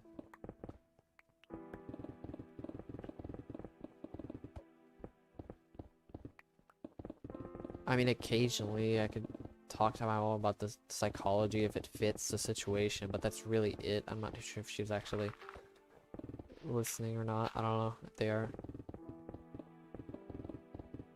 She may or may not be. I don't think she is fully listening. She may be trying to, but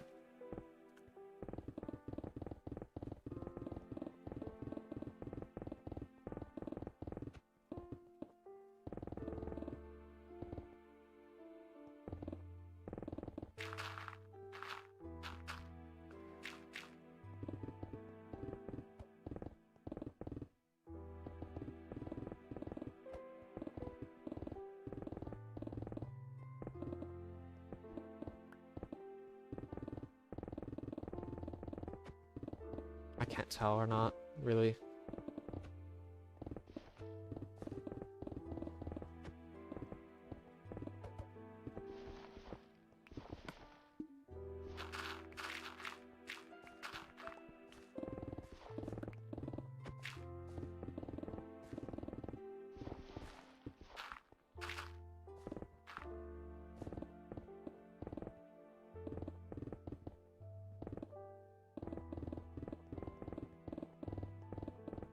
Yeah, my family doesn't really show much interest in things, to be honest with you. I mean, there's some shows they watch, but I mean, that's really it. It's like, meh.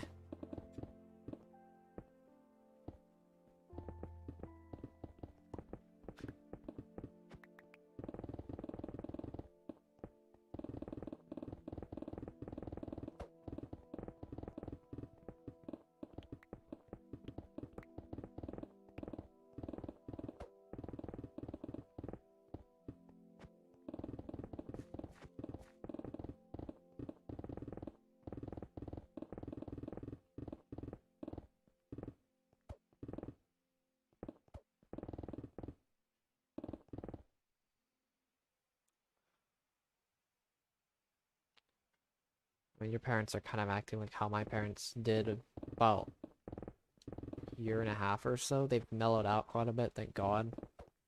It was pretty bad, though. I'll tell you that much.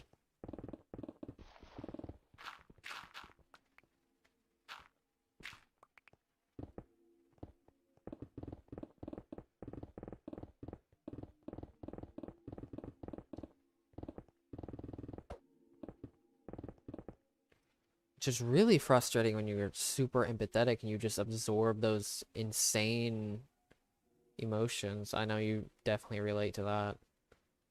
You basically feel like you're gonna have a heart attack when you get near.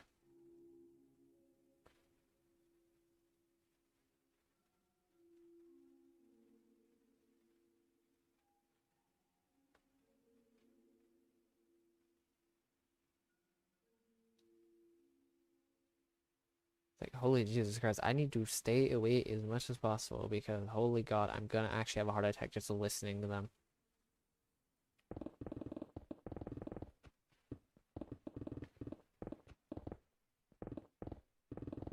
It's also even funnier with that empathy. People think I'm like laughing at stuff that, even though I'm not really, it's actually their own laughter that's causing me to laugh, which is really frustrating.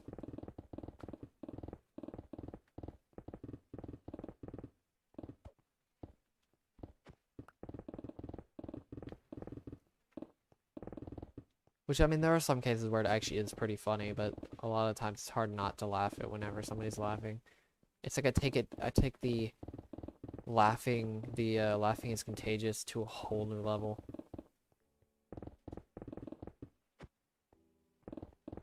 Honestly, that's probably where that comes from, let's be honest. From empathy. It's really funny when people try to be on other people. It's really sad. It's like people think that everybody has empathy or sympathy. Or has sympathy and empathy, even though people actually have only one or the other.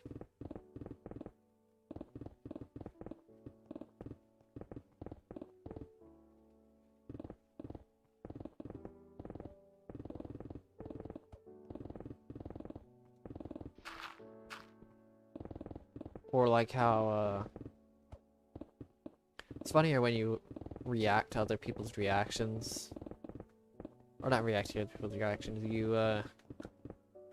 you react based on other people's reactions. It's kind of weird. It's like people think it's my reactions even though it's not. I'm starting to understand why this type, my own type, is chameleons of all the types. I'm starting to understand that recently.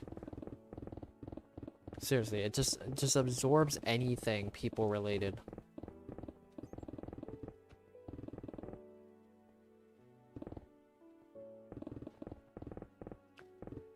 Like anything people related possible, it just completely.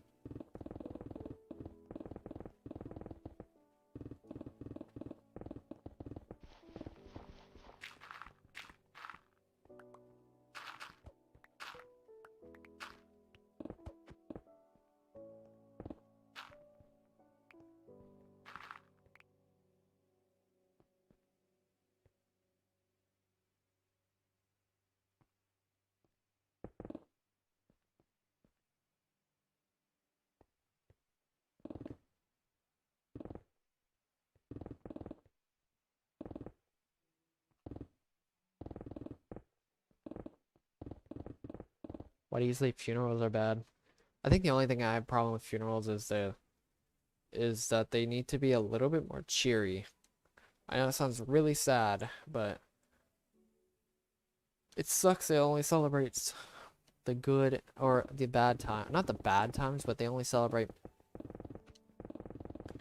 the good things in a person, but also okay, here's the thing. If you celebrate somebody's good things in a person, it's gonna make you sad because all those good things have left. But if you celebrate somebody's bad things, then you can learn from them. But it's like they need to be a little bit more cheery, celebrate the good and bad times of somebody instead of just being sad and thinking about how bad it is that we lost that person.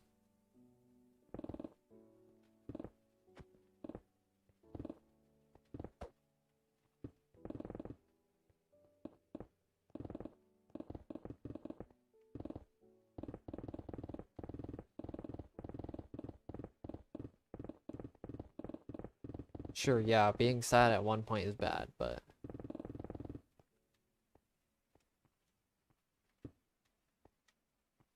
at some point you have to let go of the despair of the person.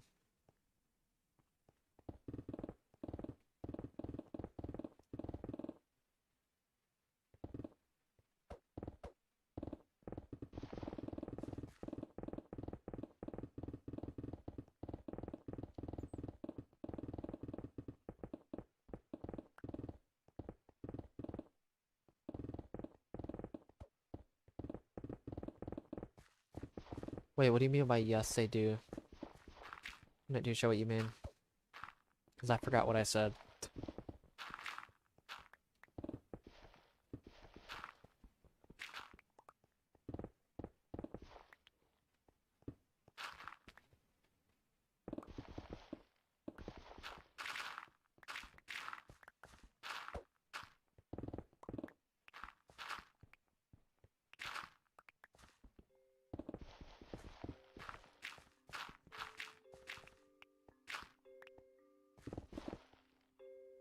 Oh, yeah. No, not like a celebration type, but they need to be a little bit more, just a tad more. Um,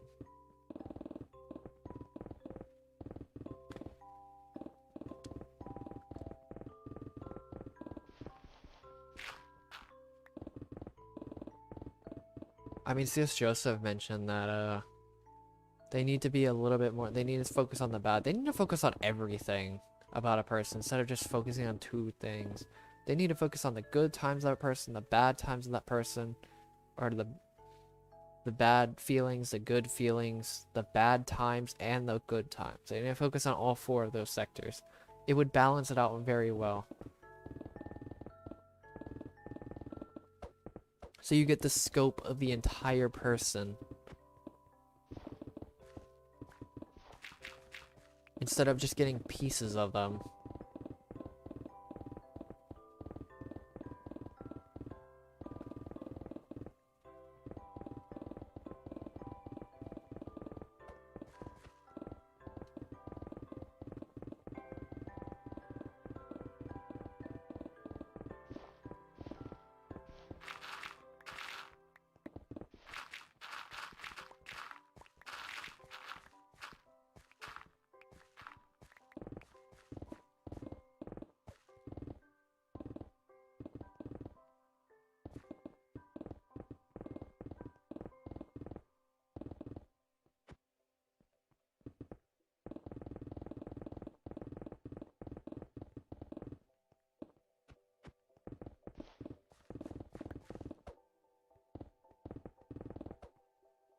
Too bad humanity now is basically stuck in this echo chamber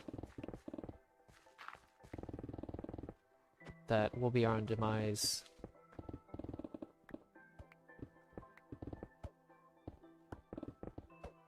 I'd say just choice in general is going to be our demise.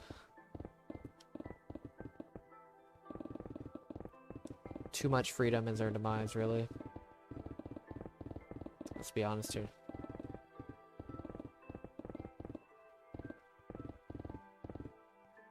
Birthdays are pretty overrated, not gonna lie. Or well, my mom trying to force me to respond to everybody on Facebook when it was my birthday. It's like,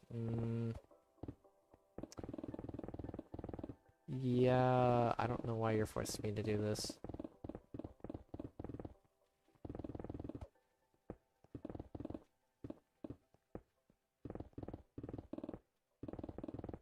Like, why do you actually care that much? But what the heck I'm doing. Just focus on what you're doing. Holy Christ. That SE critic, I swear to God, is one of the most frustrating functions. It's only frustrating because I have to deal with SI Demon every time it happens.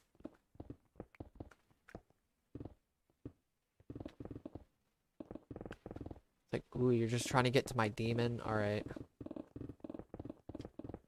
You know, if she was actually aware of that, and what I've been telling her at one point was that, she would stop doing that.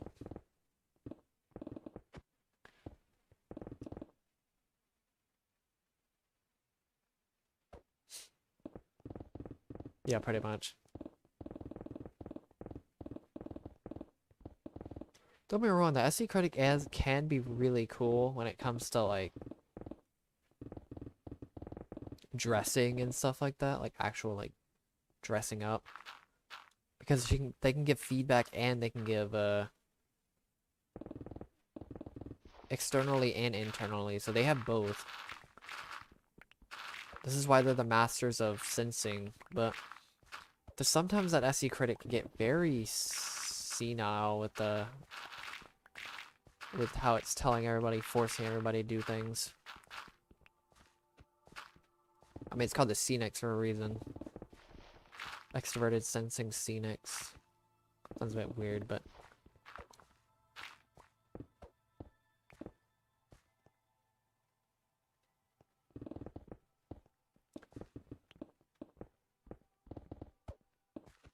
Did you do this? Did you do this? How about you focus on your own self? It's like, holy Christ, you're so external. It's kind of sad. This is saying a lot, considering I'm actually pretty external. Surprisingly. Or I can be very external. And it's funny, because I can just obligate them with SE Inferior.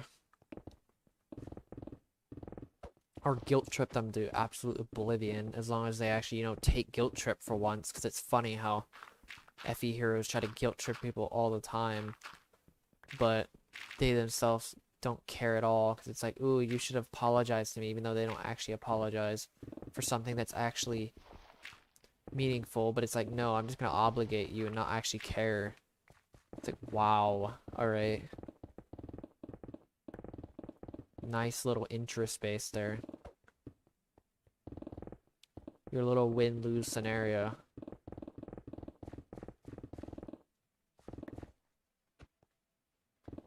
I mean, I've already made way more than I thought I would on this project, not gonna lie. I probably am gonna make some pretty good money, though. Like, being realistic here.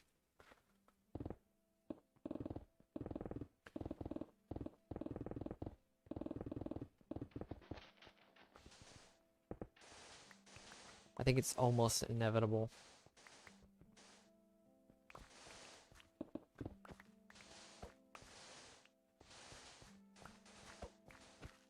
I mean, I get pretty much, everything in terms of this project. I get the internal satisfaction of finishing it. I get the external satisfaction with the money or anything like that, which I know that isn't very important, obviously, but it is a bonus externally.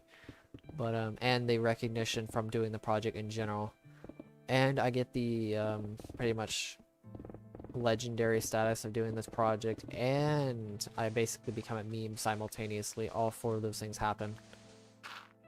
I mean, I basically already am a meme anyway. God dang it.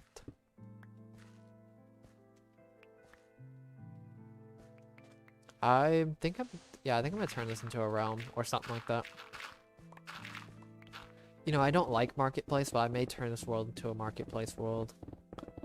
Or I may send this to marketplace or something like that. I don't know. Seems a bit weird, I know, but why not?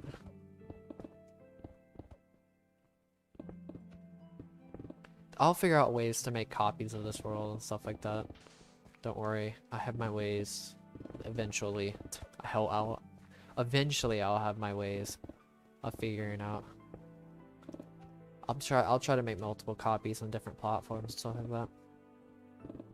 It's gonna be hard though, I'll tell you that much. It'll be very difficult to figure out what I'm gonna do because it's kind of a buggy world when it comes to switching over. Because here's the thing, the walls, since the border gets removed, the lava comes down on the edges, so you're gonna have to deal with that. I'm just gonna point that out. So if you do have to get this world,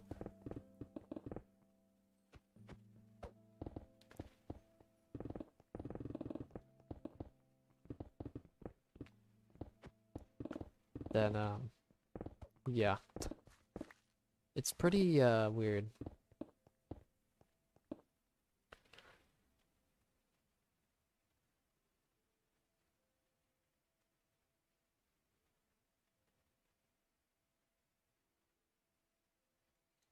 Alright, that's down to layer 61. For sure, down to layer 61.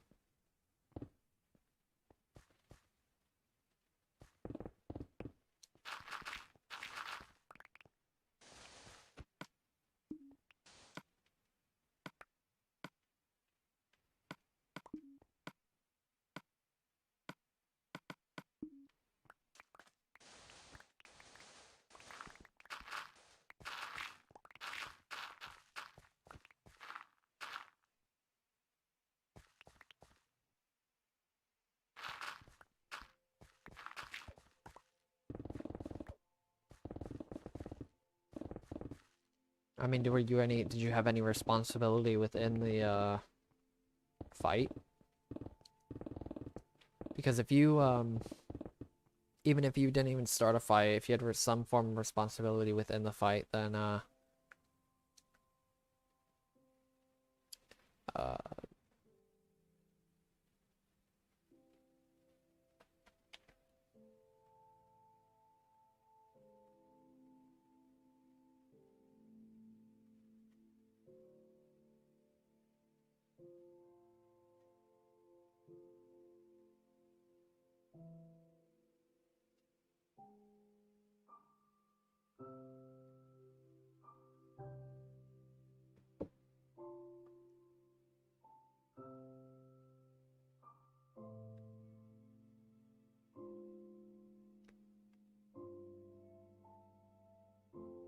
because if you do have for some form of responsibility within the fight, then apologize for that. Or I wouldn't say apologize for, I'd recommend apologizing for it. No, it really is never the case, is it? But as long as you apologize for your side, then you're good. Whatever happened, honestly. Then it's not your problem.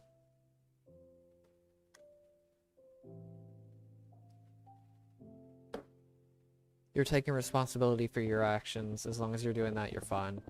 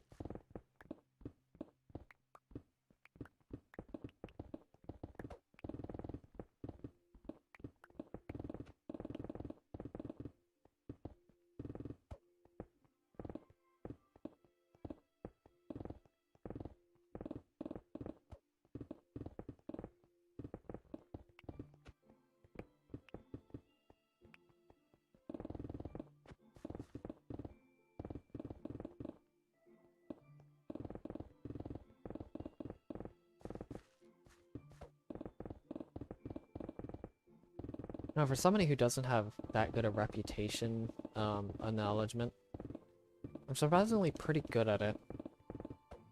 at managing reputation. So I'm gonna get myself a snack real fast. Oh yeah, and water.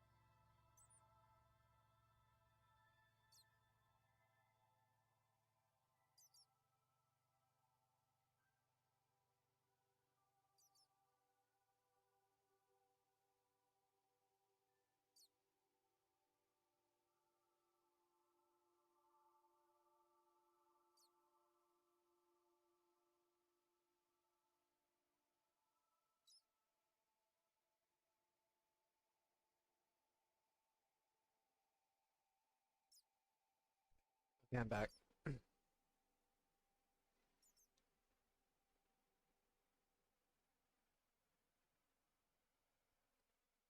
I have to deal with those stupid chatbots. I don't call them anything stupid, but I mean, let's be honest here. They really are.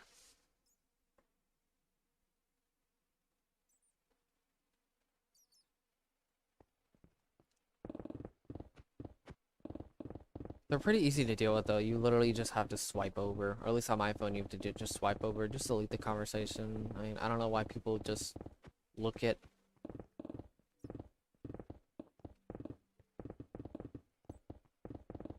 um even touch these messages. Actually, I wouldn't really call them stupid. It's just they're just a pain. They're not really stupid in my opinion.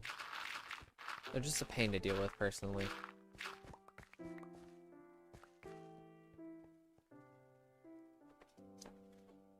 I mean, they really aren't that hard to get rid of. It's literally just swipe. Okay, done. 2 seconds later. Okay, now you never have to deal with them again. That one thing. I mean, sure, yes, you're gonna have to deal with them pretty much forever as long as people keep doing them, but you literally just swipe over.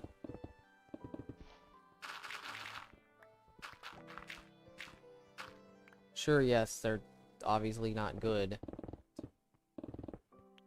but they're still really easy to get rid of nonetheless. People need to get off their stupid moral high horse when it comes to stuff like that. It's like, ooh, that's not good. I'm gonna like, wow, that's so bad that people would do something like that. But I need to realize that I have no control over these people. I don't know why I'm complaining about it.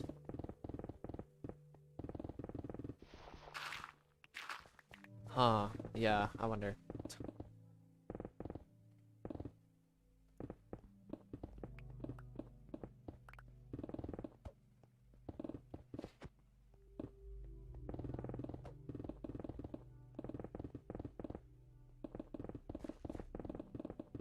I mean, I just got a message that said, I'm just a kid.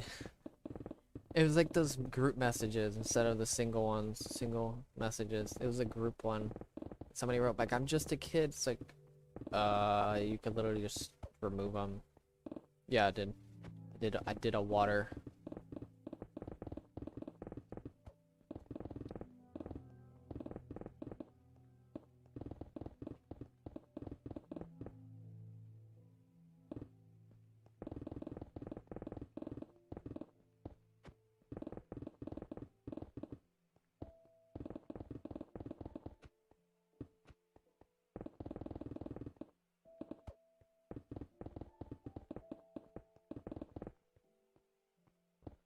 People need to drop their moral high horse when it comes to stuff like that. I wouldn't say really moral. Actually, I think it's more of an ethical high horse in this case.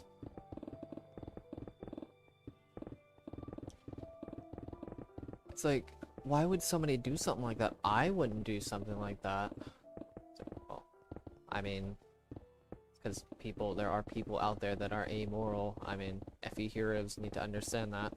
Probably more than anybody ever. Is that people are amoral. You can't control that. I don't know why. People just think that everybody should be moral. It's don't you love cognitive projection? It's totally not the most frustrating thing you could deal with your entire life. Literally, cognitive projection can ruin somebody's entire life because people aren't aware that they're just projecting themselves or they're projecting their perfect pair onto other people. Well, I'm kind of talking about my mom, but I mean, mainly just in general for more. It's basically just morality and ethics, really. I'm mainly talking about morality and ethics, but I am kind of talking about. At least it relates to my mom. It relates to it. I wouldn't say it's direct, but it relates to it at least. But yeah, it's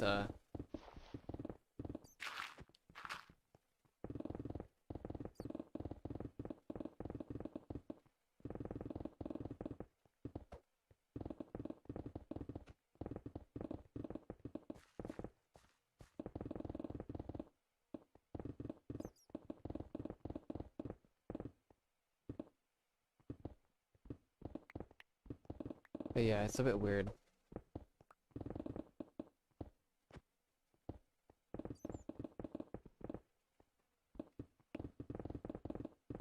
In that case,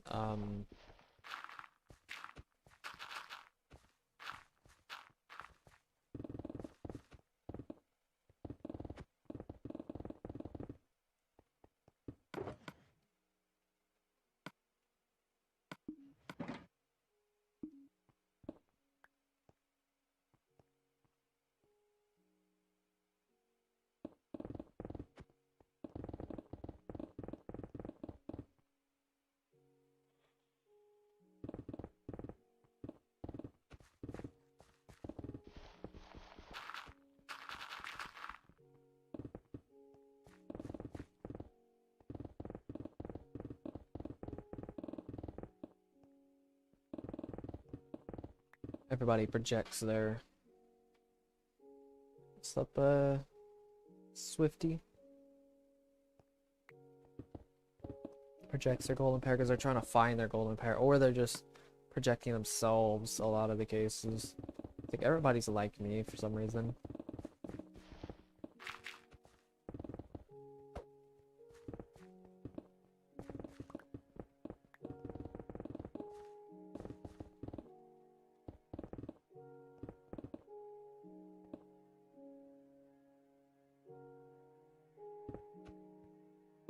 Honestly, though, the word stupid really doesn't have much meaning because of its subjectivity. Like me saying those chatbots are stupid, that literally has zero value. This is why I changed my opinion on it, because it just doesn't make any sense.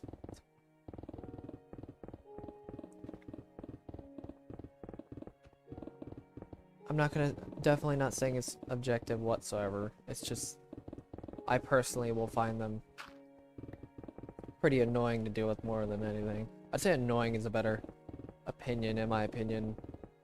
That sounds a bit weird, but for me, obviously it's still an opinion though, so.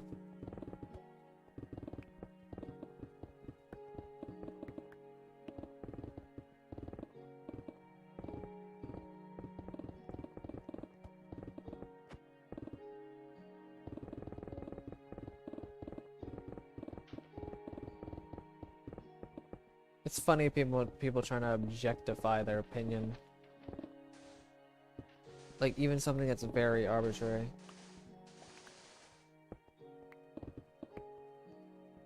Even TI heroes do this.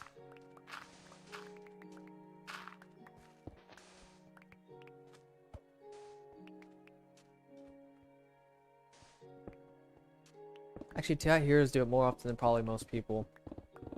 Because, you know, TI hero loves to try to prove everybody wrong and have the best opinion because they're so worried about their opinion mattering, or not even opinion mattering, just worried that their opinion's good or anything like that. So they try to objectify it as much as possible to bring it up.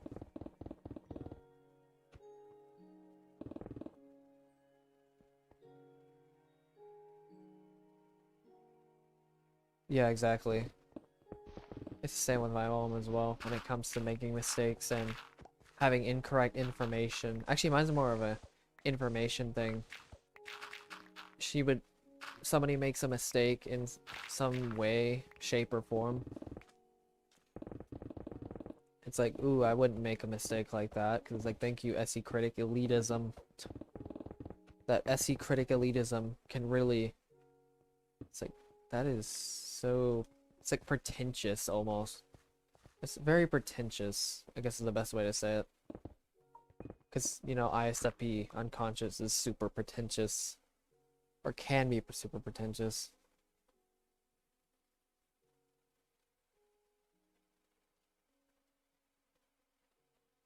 Another one? What the heck?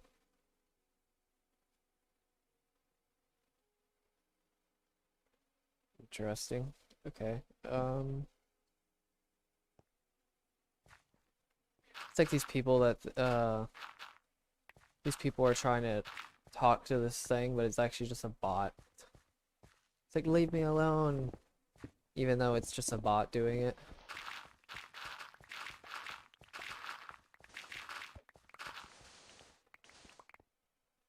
Thank you, Swifty.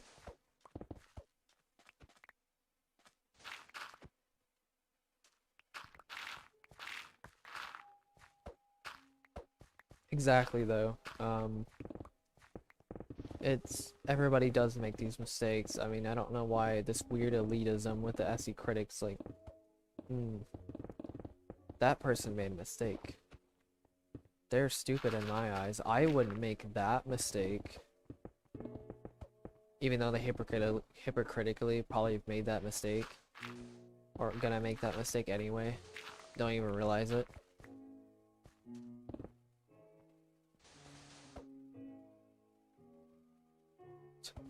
Yeah, exactly.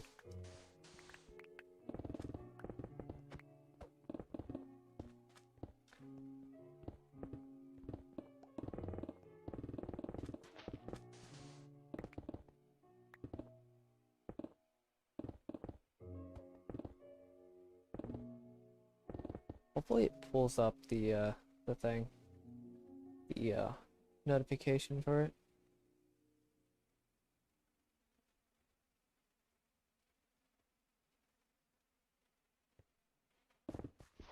Okay, I thought it just broke. I thought my entire Windows just broke.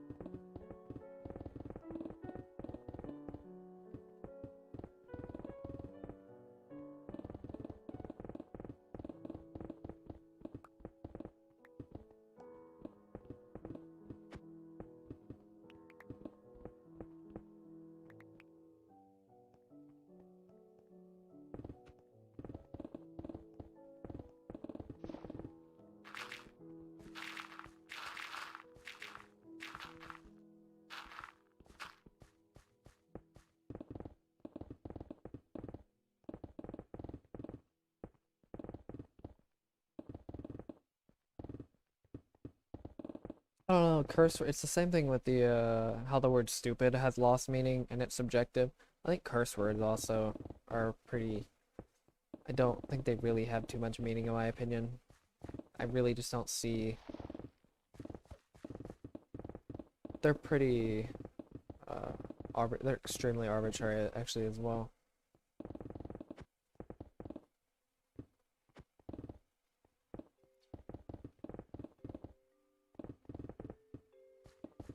Is the subscription one even working? That's a real question.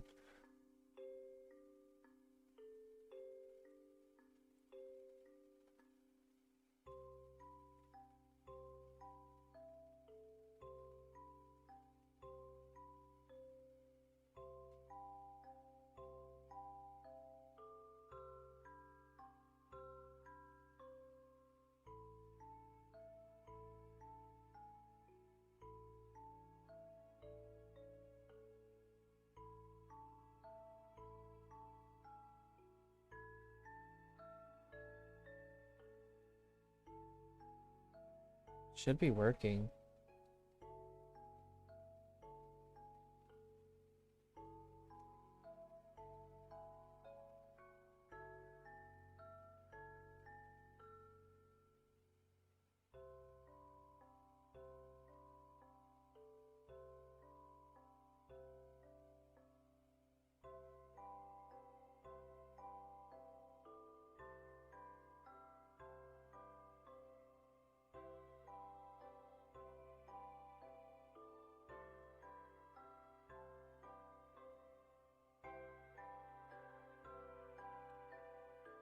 Are you sure you haven't already subscribed, Swifty? Or resubscribed at some point?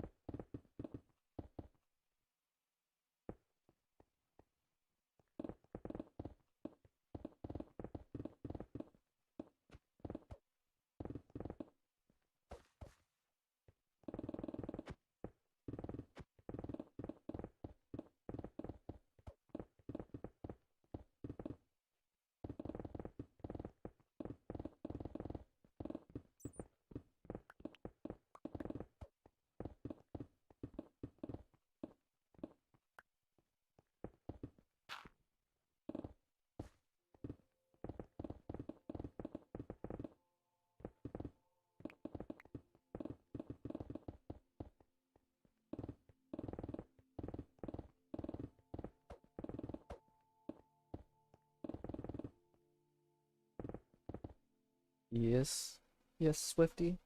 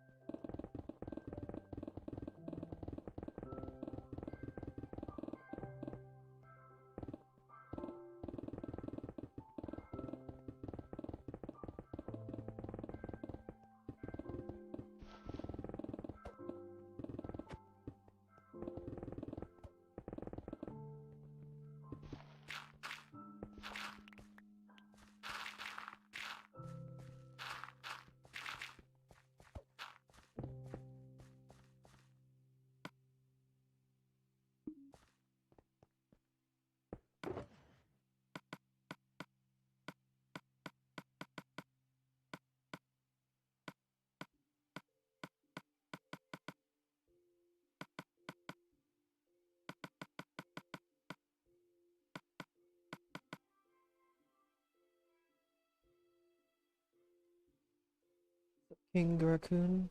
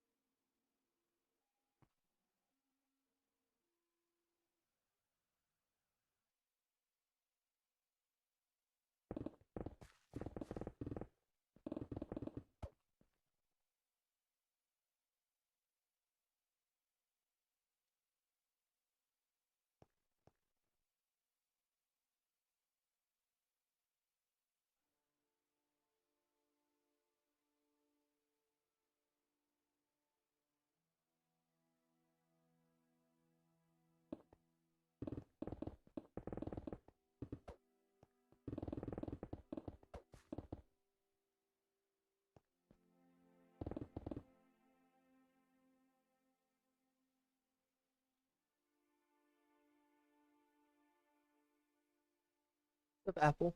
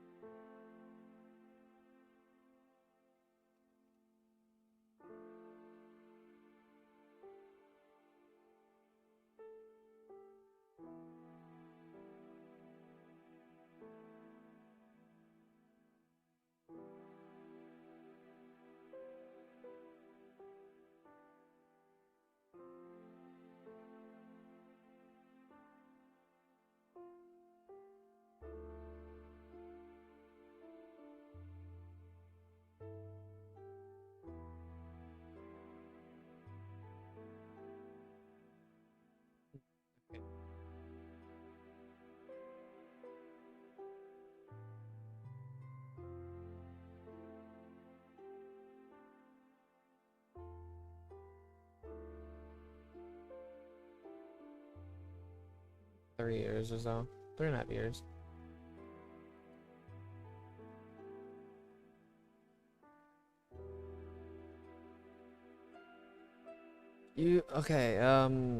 Okay, you just only mined out 6 million blocks. It's only 6 million, dude. I don't know why you're saying you've mined way bigger areas.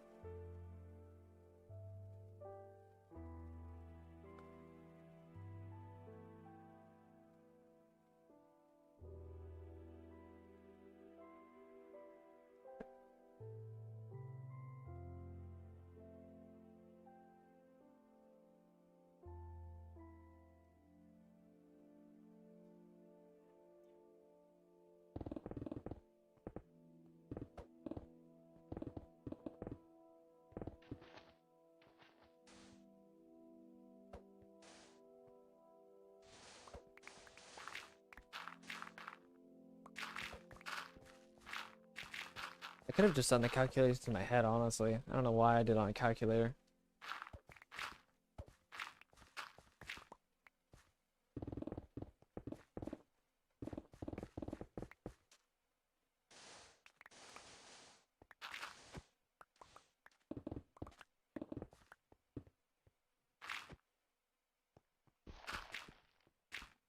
Because 2,000 times 100 is 20,000. Because you're just 2 times 1 and then add the zeros. And then 30 times that by 30 is 6 million. Or you can do 2 times 1 times 3, which would be 6. And then you add the zeros, which is 6 zeros, and that's...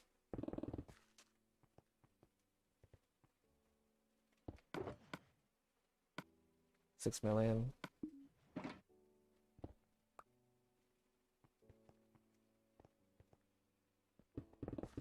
That sounds pretty cool though to look at. I'm not gonna lie. I think it'd be kind of cool to look at what a 2,000 block tunnel even looks like.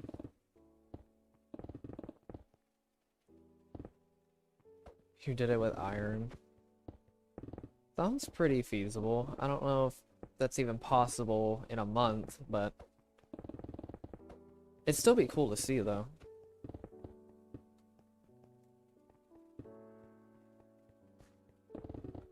I mean, to be fair, it doesn't really matter what you use. It's like, I don't know why would you mine a 6 million block hole with just iron? That's a real question.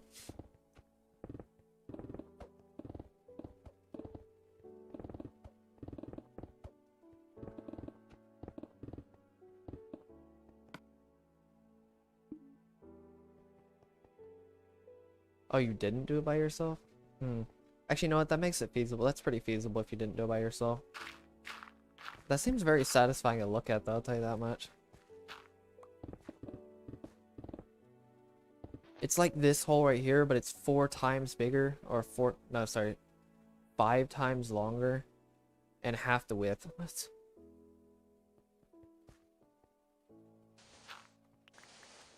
So it's like 5 of these sections, roughly?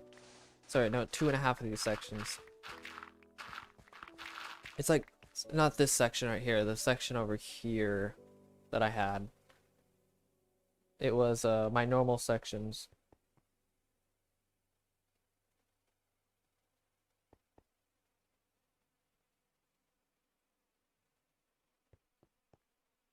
No, I mean, why would you just use iron, though? You didn't switch to diamond at any point, or you didn't even get beacons? You know how fast how much you could mine with multiple people? With insta mining?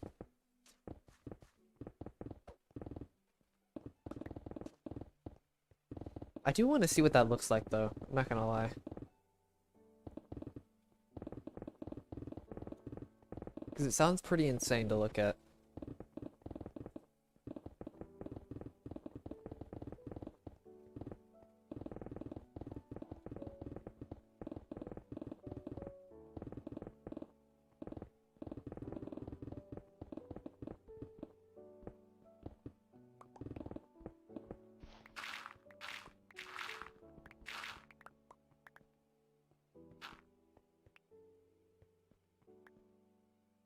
Oh, okay, gotcha. That makes sense.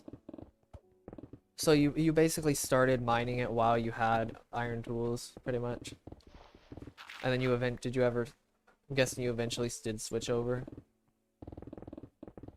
at some point, or you just continue doing it and then after you switched over or something like that. That seems like an interesting project though, of a 2000 by 100 by 30. I do want to see what that looks like. You should post a video on it on your channel. Because it's always good to post, even if you don't even think it will get anywhere, it's still good to post. It's like a project.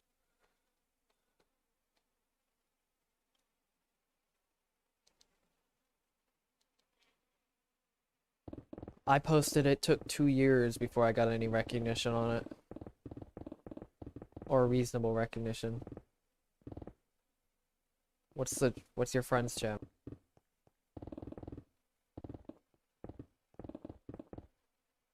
Or to see a Swifty. I didn't even know who was saying bye. I was like,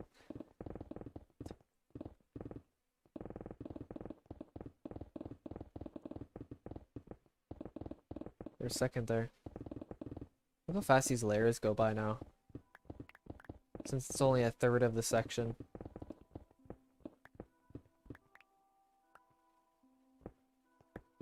I mean, do you not know your friend's channel though? Did he just not tell you?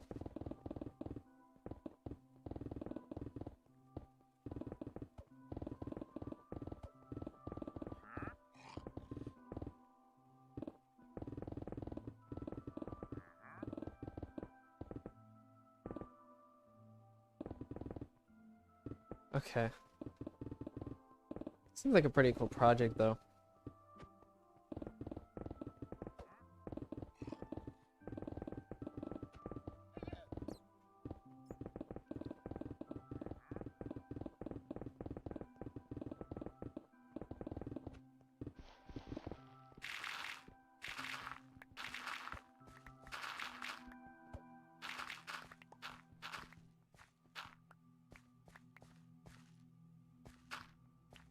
I didn't expect anybody else to do mine giant holes. They're very satisfying, aren't they? To do. They're pretty satisfying to mine out.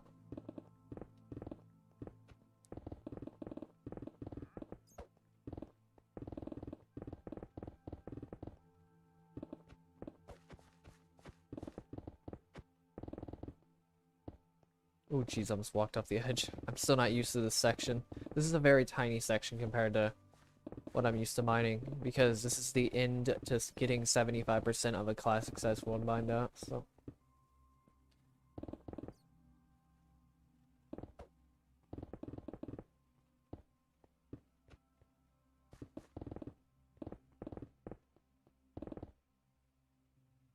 What do you mean go to a corner?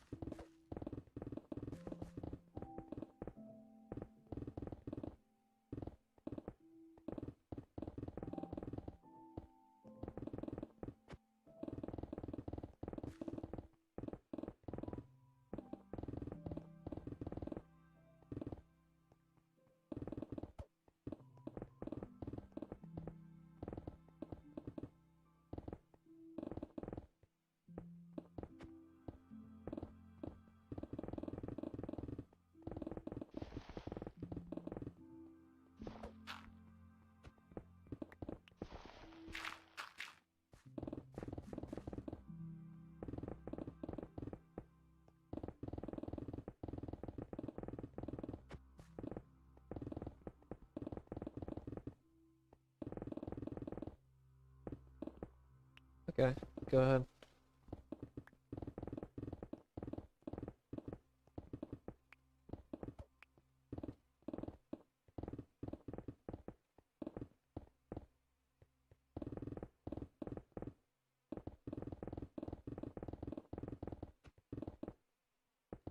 Yeah, just give a general consensus. Oh my god, I cannot speak.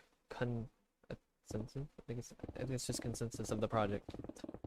I can't, yeah, I cannot speak apparently. I think that's how you say that. But go ahead and do it.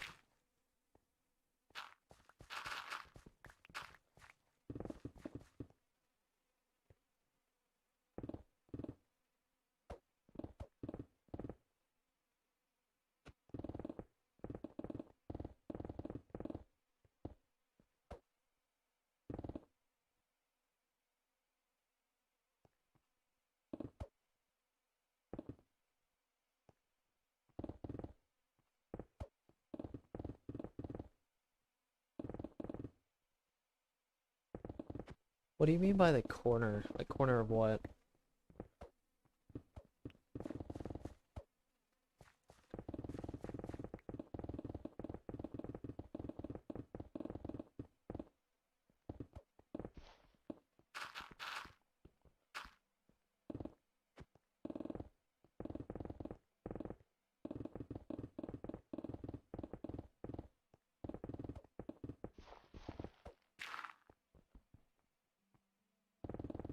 Also, did you know another person also mined a giant section is I don't know if you know about this person, but uh their name is well, it's Aiden. Actually no, it's called a Caper Spade.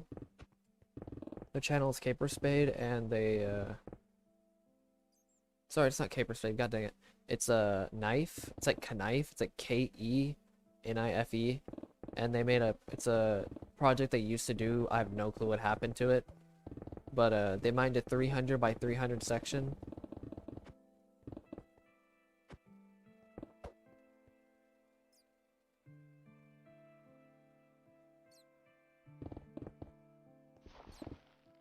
Like a corner of a section. Like if I went to a corner over there, like that type of corner. Like picture this is a wall, this is a wall right here. Imagine this is a wall, this is a wall like right here.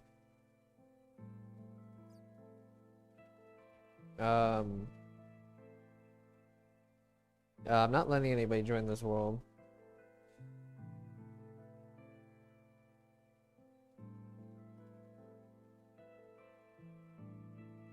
So like imagine this is a wall right here. Imagine this is a wall right here. Like this.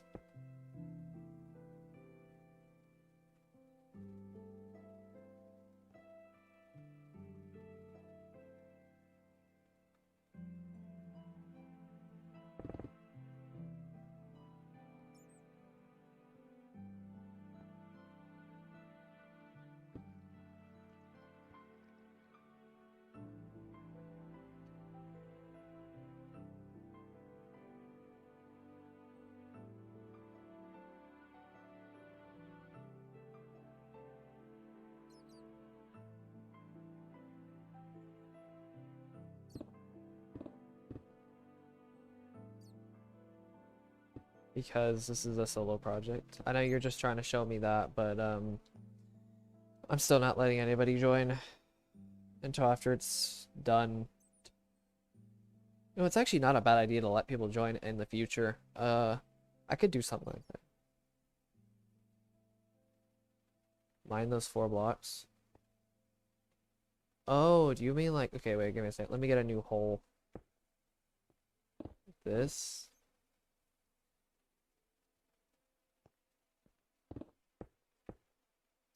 Is this what you mean? This?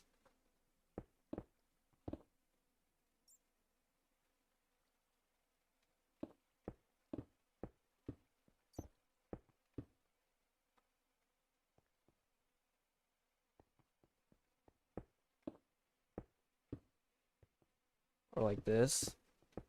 Oops, messed up.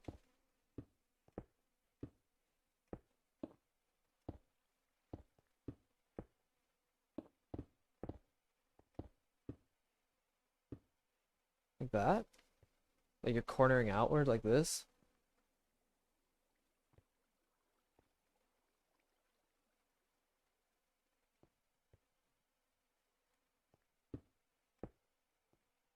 Okay. That's pretty cool. It's a oh, it's kind of what I thought it was gonna be. It's like it's like a reverse pyramid, but you're basically building a pyramid downward, pretty much. That's pretty cool.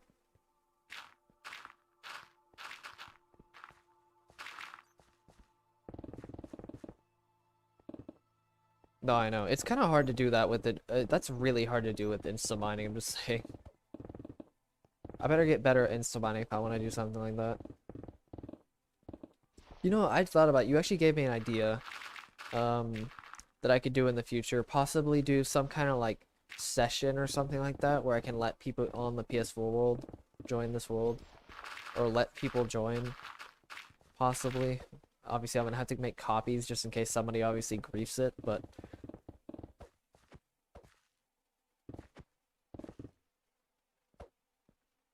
that's pretty cool. That's pretty cool. I thought about making like pixel art in the ground at one point. So basically you're making a strip mine, but it's with you're making designs in the world basically. It's almost like you're carving the world. Like a pumpkin, like you're carving it, but you're doing it with the world.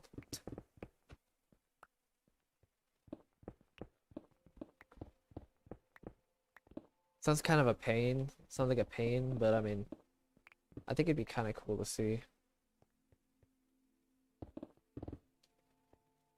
No, that's the thing. You can't really grief it, but you kind of can. I mean, if you just placed a bunch of blocks everywhere or something like that, I guess that would be technically the griefing. But at the same time, it doesn't really do anything because there's nothing there to actually grief at the same time, though. So I guess you you can grief it, but you're not actually griefing at the same time. I guess placing blocks is the best way to grief.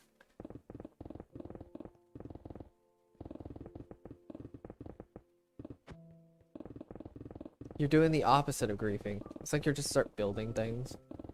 It's like that thing where they say, when they say don't do it, but they actually do it, but instead you say do it and they don't do it.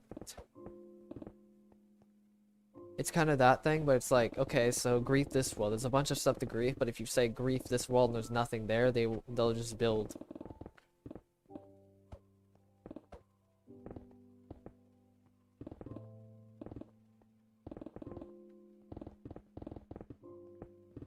I could just make it where you can't do anything in the world really.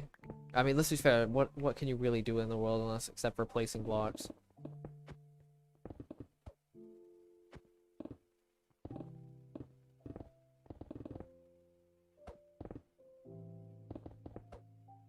That makes sense. I'll just turn off the block placing or whatever. I think there's a way to do it. I don't know. Actually, I don't know if there's a way to do it on console. Thinking about it, I could probably just somehow turn it off though. There's probably a setting for it.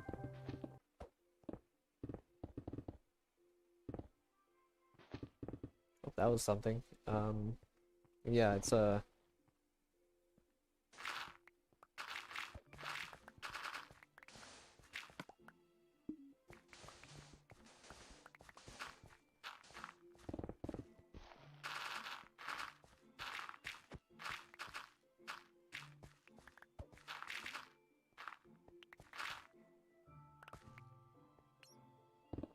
my internet isn't that great. I think my stream literally broke. Okay, never mind. Never mind. I think it broke.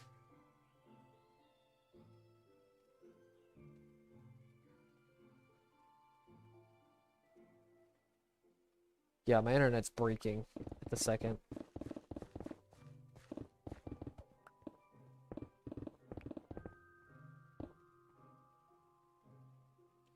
It's not my internet. I mean, it's probably not your internet, or it's both of our internets really, because my internet's not doing that well either.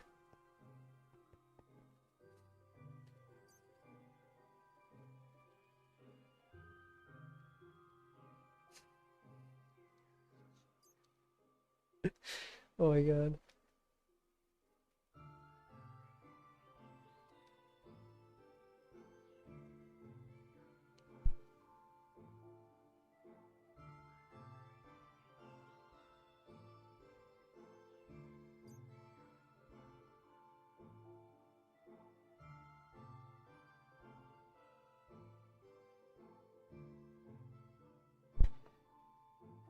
English 101 right there. Is it it?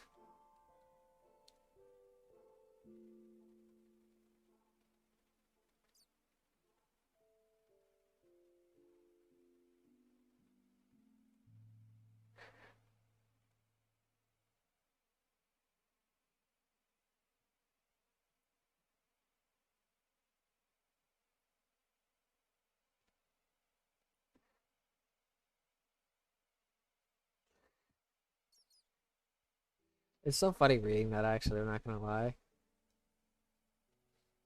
It's not even against you, it's just, I don't know.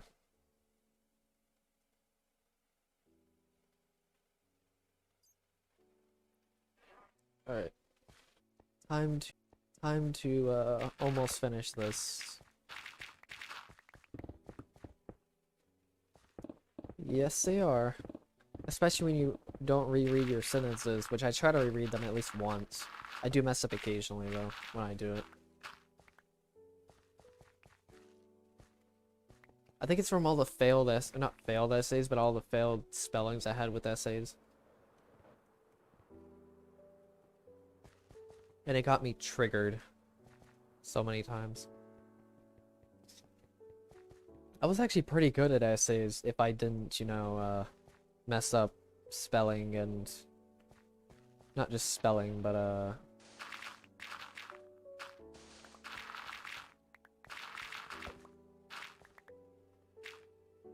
my internet's not doing that well either, don't worry. So it's actually both of our internets.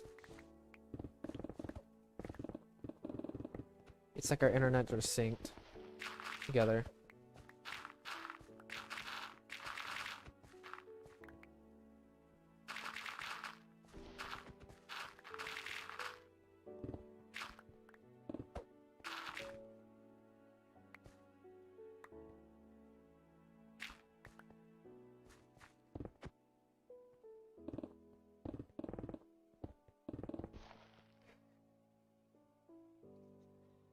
Obviously an English teacher. Oh, is it? It is.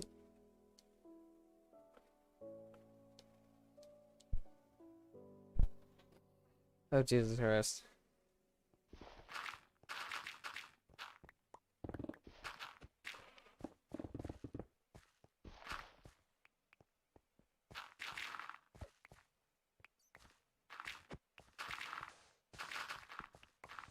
I don't know. It's...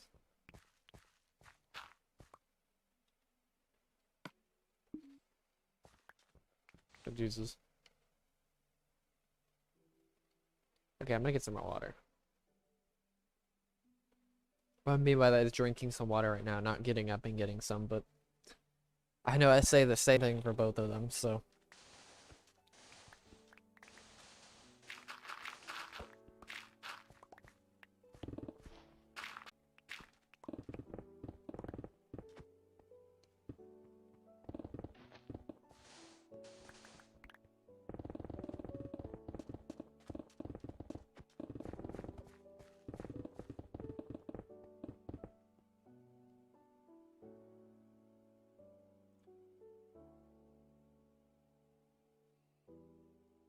You know how I'm redundant in my speech a lot? I do the same thing with writing too.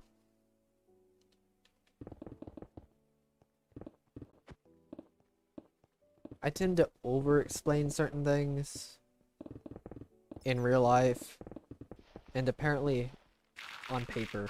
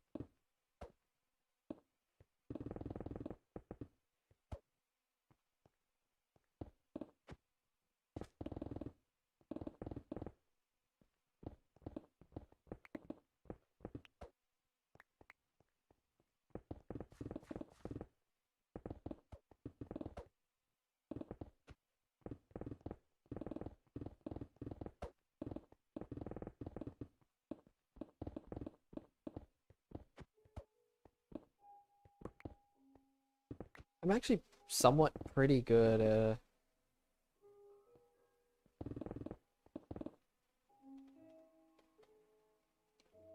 somewhat good at least. I have to think about it for a good while, but I'm usually pretty good at understanding what people say when it comes to misspellings. I have to figure out their context, which usually the context of their message usually goes by the message that or the conversation we were just talking about, so it's at least pretty easy. But for the most part is I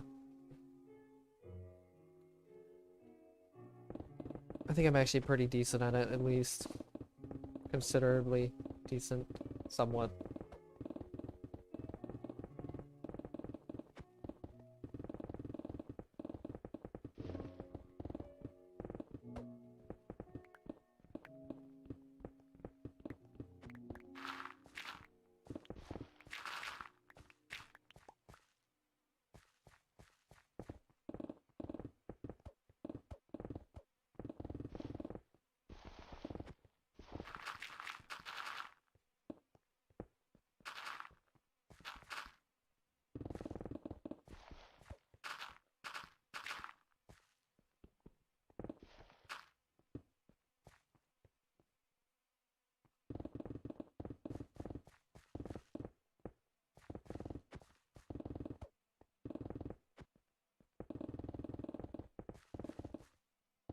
Imagine having English as your first language and still not being good at it.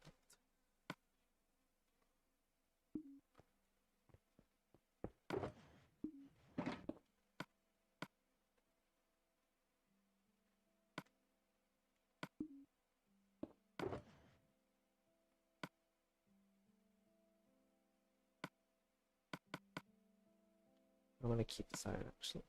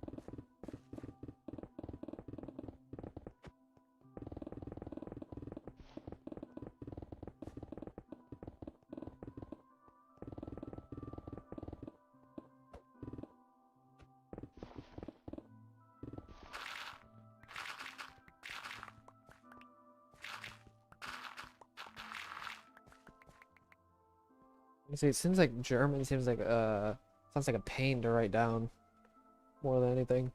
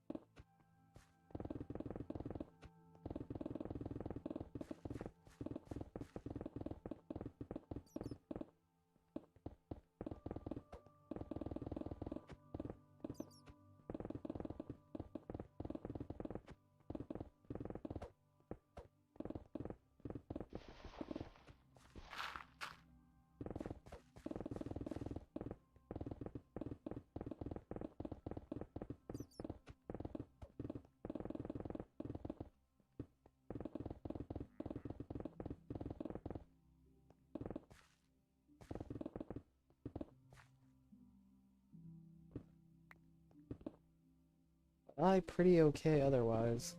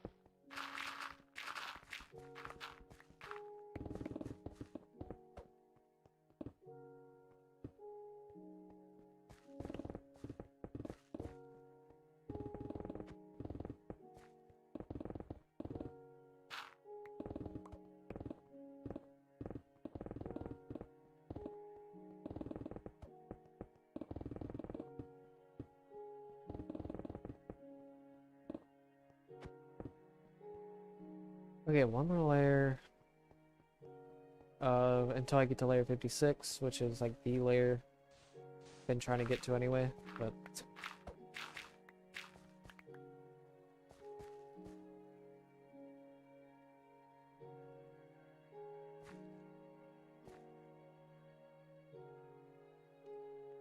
That's pretty relatable.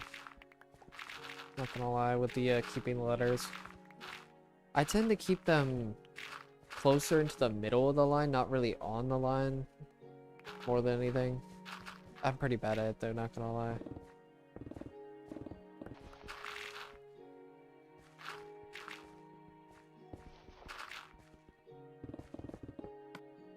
I'm not horrible though.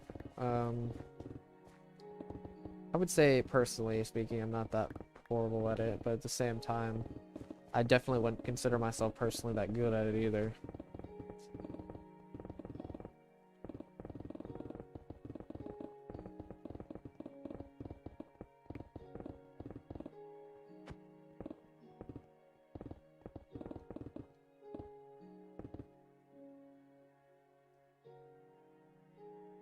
Something blue. That's my username for Minecraft. It's just Mentical. Capital M.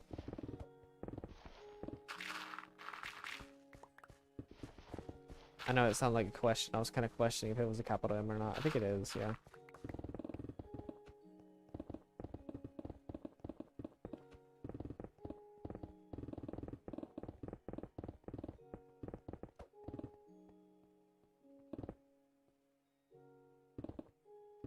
I don't know. I'm pretty good at keeping it above the line, but I'm not that good at keeping it on the line. Not gonna lie. Personally speaking.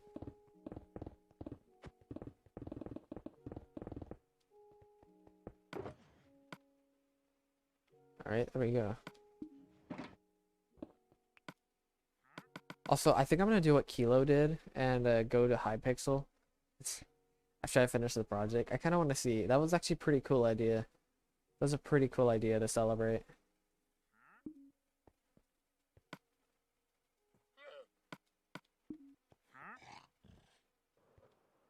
So everybody can see.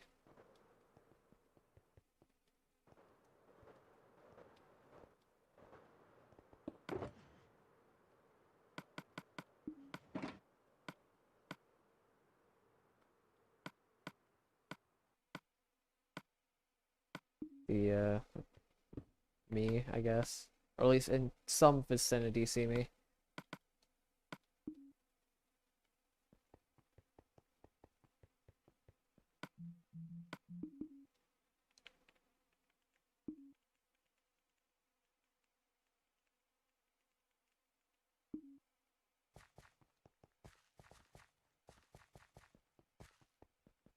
I also make it where I'll also make it where if I need to get some stone, but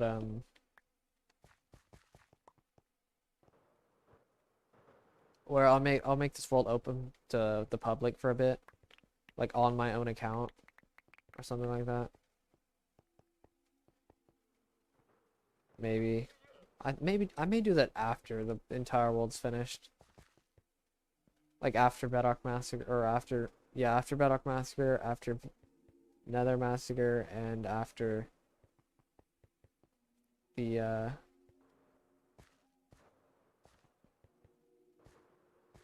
and Void Massacre is done. I may do that instead.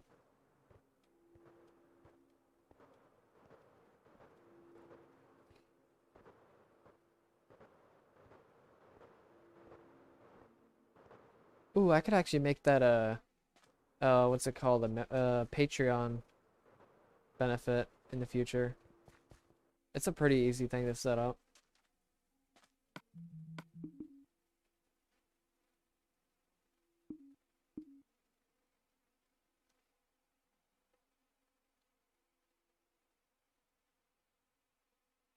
What's up, Rick?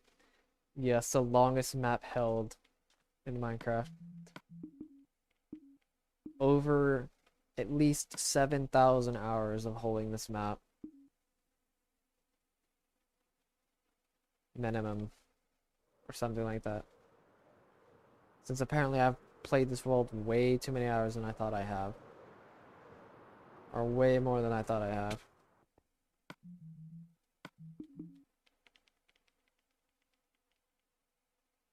That'd be one of the funniest world records. It's like I do all this project. It's like, oh yeah, hey, did you know you have a world record for that? I saw something.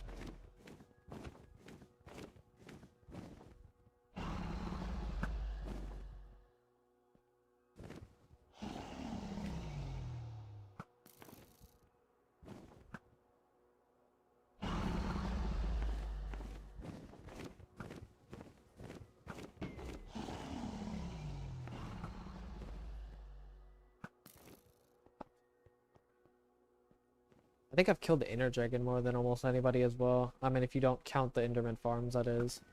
Or sorry, Ender Dragon farms. I don't know why I said Enderman farms.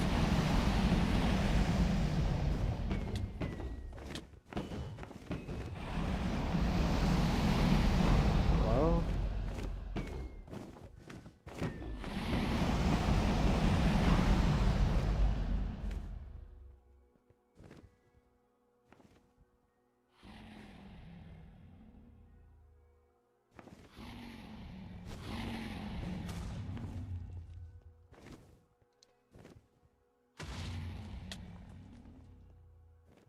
Aim for my extreme taste?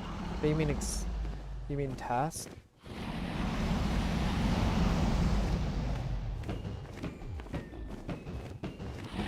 Oh yes. What's up, Graham? If you can hear me. I don't know. Okay, there we go. Oh yes.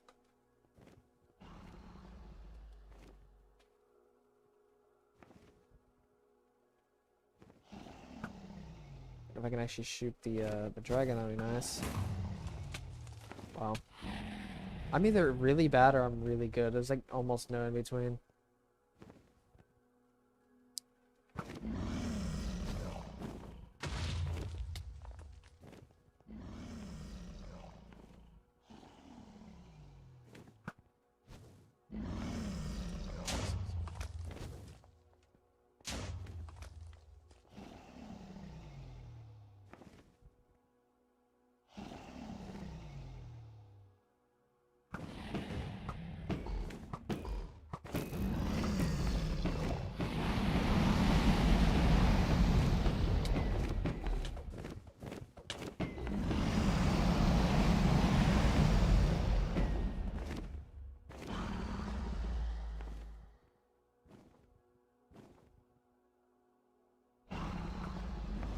Okay, wait, I forgot I can't do that well with my bandage on my finger.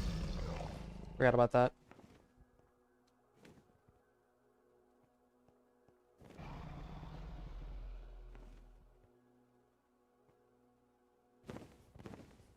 I think it would be kind of funny to do casual Let's Play, but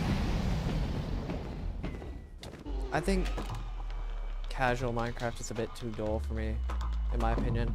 The only exception is if I did something like on Hypixel or Skyblock, or that's the only exception, but that's I still don't have any motivation to really do anything like that, so. I do want to try to incorporate something with the community, really. That's what I want to do. It's kind of churning in my brain right now.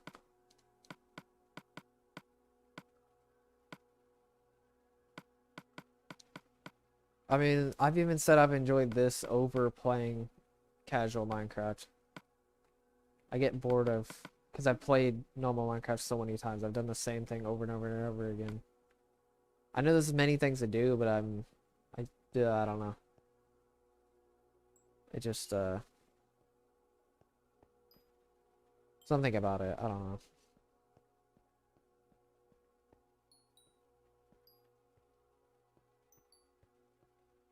I don't know. I just like big projects like this. They're so satisfying to do.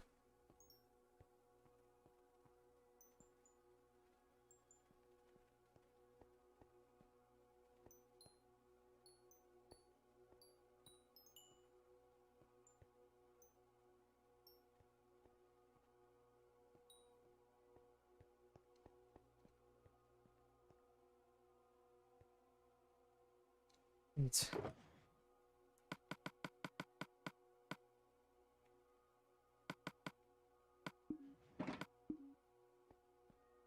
That would be kind of funny, actually. Imagine going from mining a world to becoming a potato king.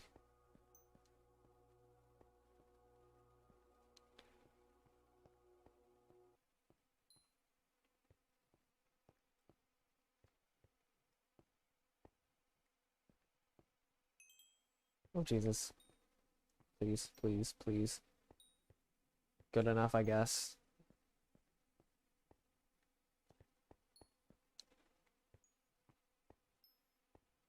Wow, there's still XP.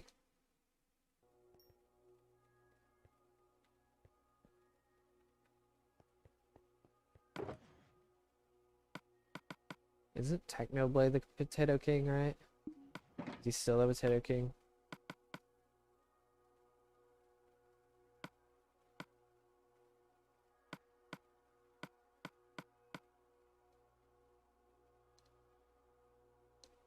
I mean, people thought that 2-week project of being a Potato King, or whatever, that potato race or whatever, the Potato War, I think it was called, or something like that. I don't remember what the name was. But, was only like 2 weeks. 11 hours a day, which I know 11 hours a day sounds like a lot, but I mean, it's only 2 weeks. I mean, I think they only had 2 weeks, didn't they? Though. So, I mean, I don't know. I don't know much about it, to be honest with you. I only briefly touched on it.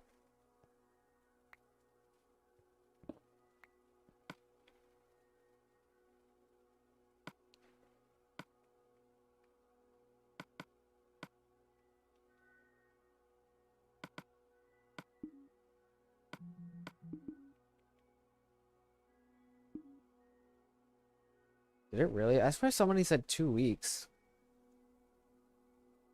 I don't know. Never mind. Scratch that. I have no idea.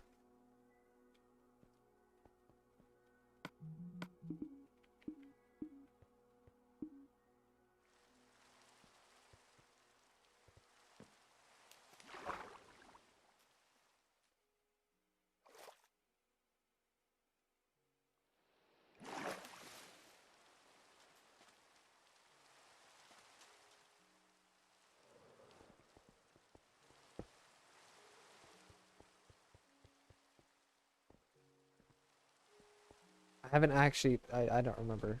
But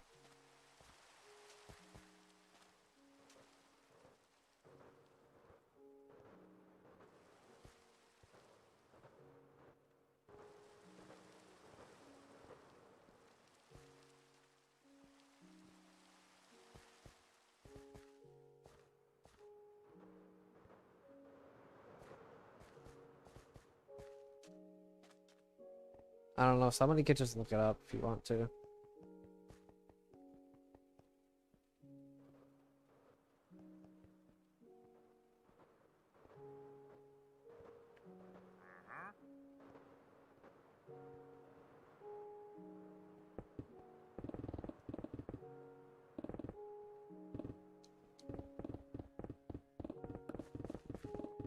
I hope I have enough shovel to do the rest of this.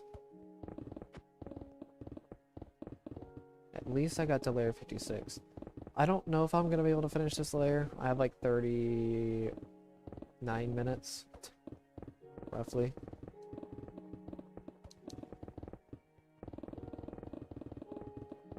before I go and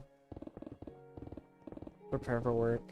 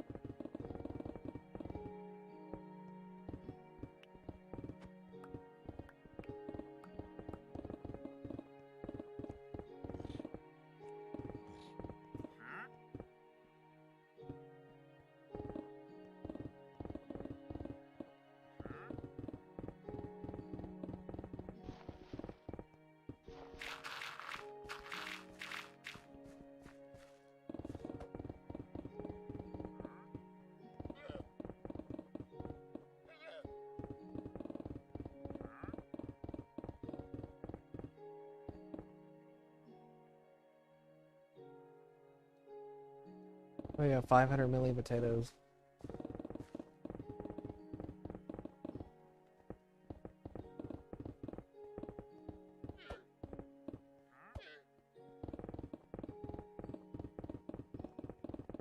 Which is pretty ridiculous thinking about it.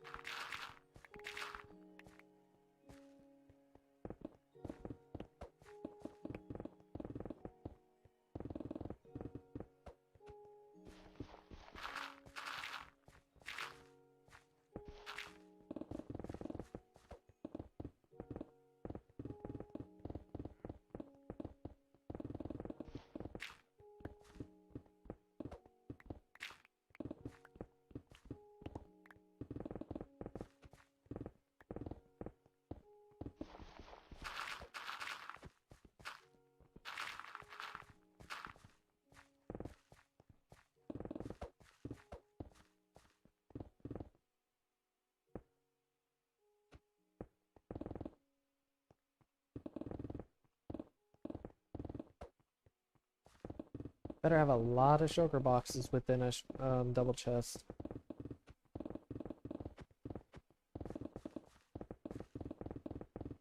And a lot of double chests included on that.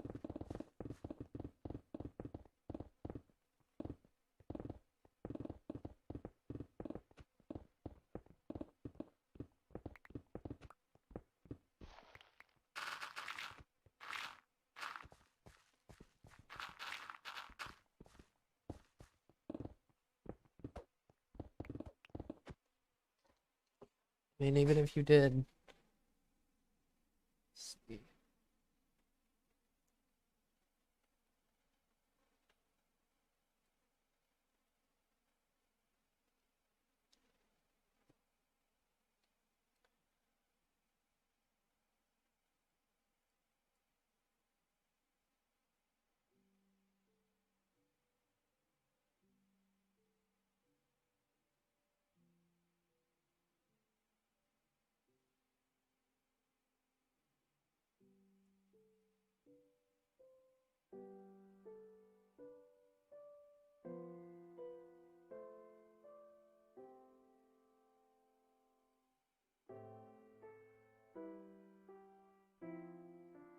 Holy Jesus Christ. You'd have to have, actually it's not as much as you would think, but it's still a lot. It's 5 double chests of shulker boxes full of potatoes.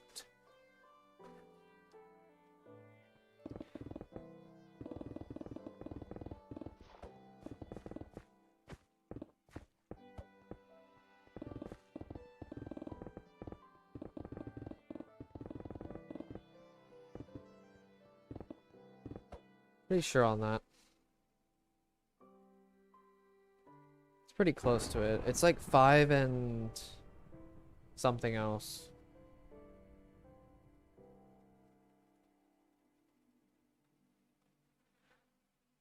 You know what's crazy? I could have fit this entire world within... Let's see.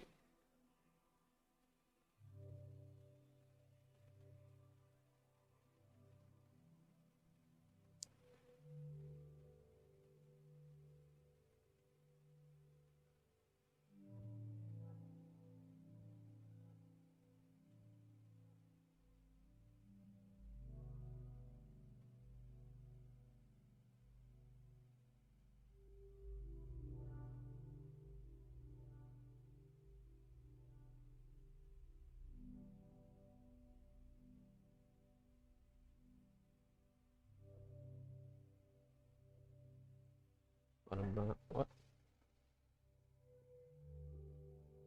I think give me a second.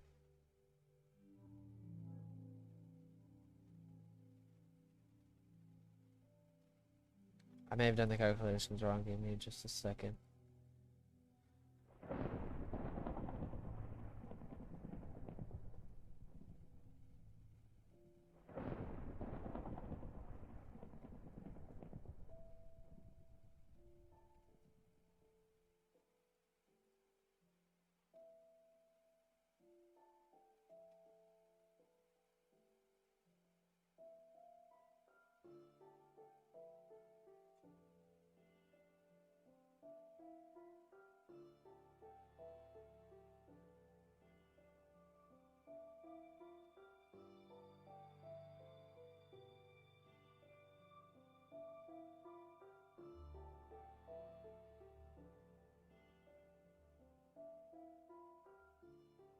No, I don't think I did actually.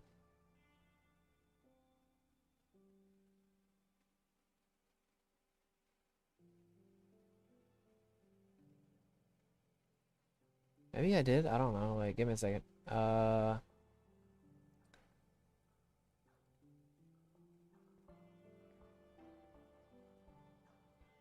Yeah, never mind. I don't know what I was thinking.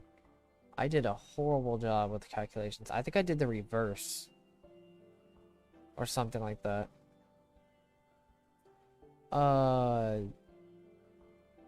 Yeah, I'm stupid. I don't know why. I just... Whatever. It's actually not 5. I don't know where I got 5 from. Whatsoever. Not even close. It's not even close. Like, when I say not even close, it's like, I don't even know where 5 even came from. Let me just say that. It's actually 5,358. I don't know where 5 came from. Seriously, am I like on something or something? Because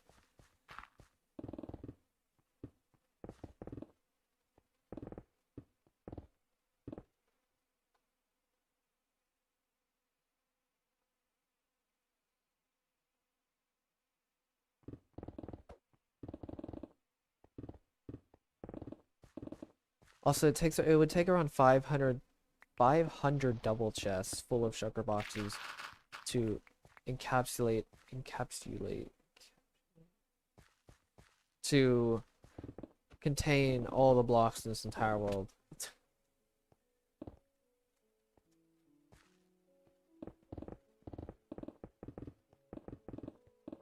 Roughly speaking, that is. I mean,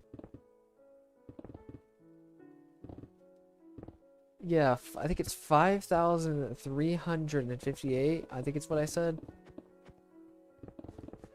Pretty sure it was at least over 5,000 double chests of shulker boxes. It would take 500 for me to encapsulate this entire world. Am I even saying that correctly?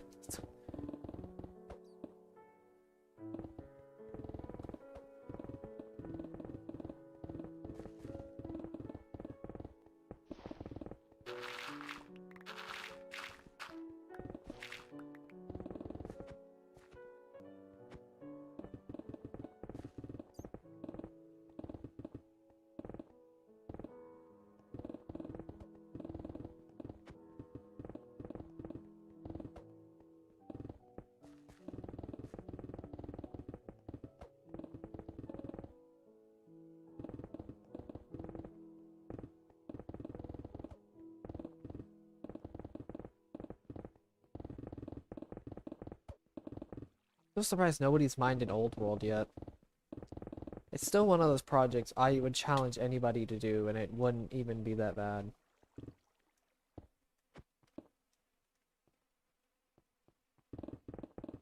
Seriously, it's a good like 6-month project. Even if you're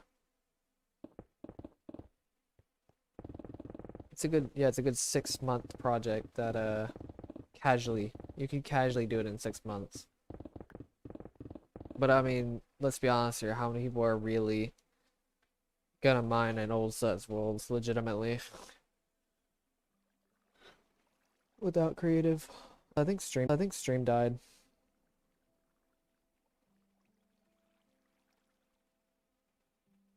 Okay, that was the thing.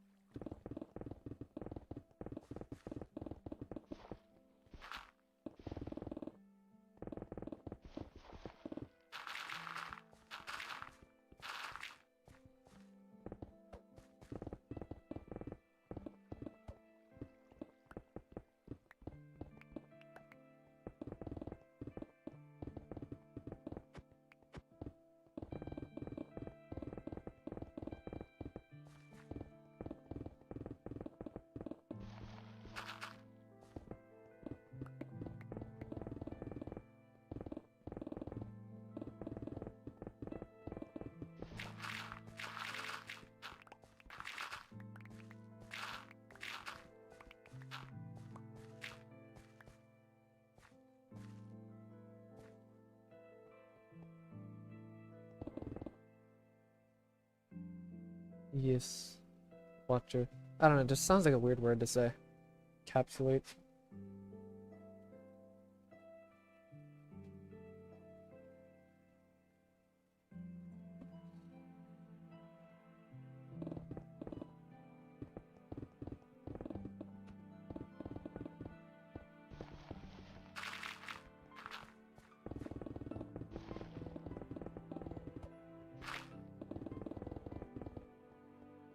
I'm very skeptical of how I pronunciate words.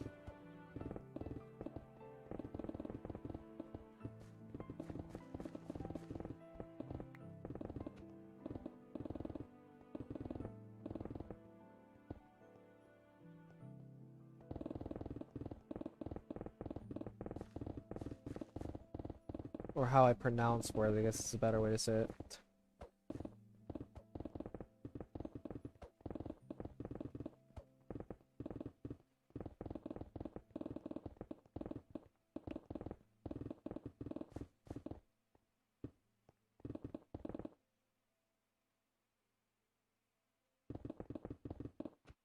Kind of hard for me to imagine that. It's gonna be pretty much impossible for me to imagine that.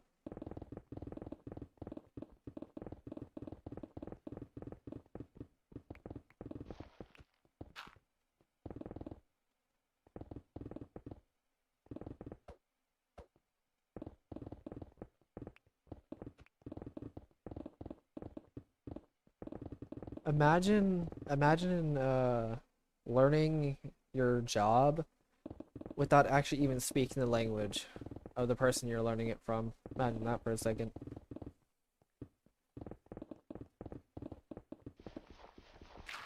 And you probably may know something about that. I don't know.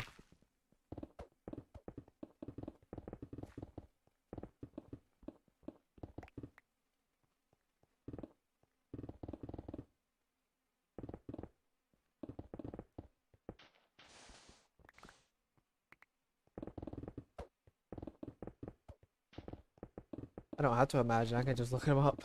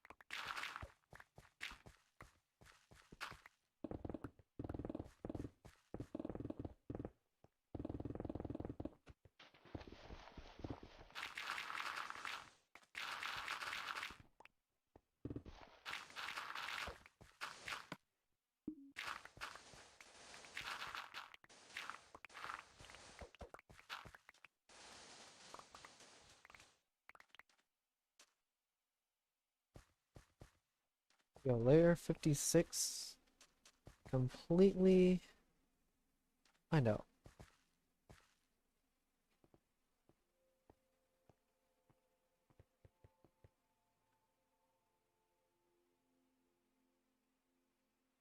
That sounds pretty bad, I'm not gonna lie.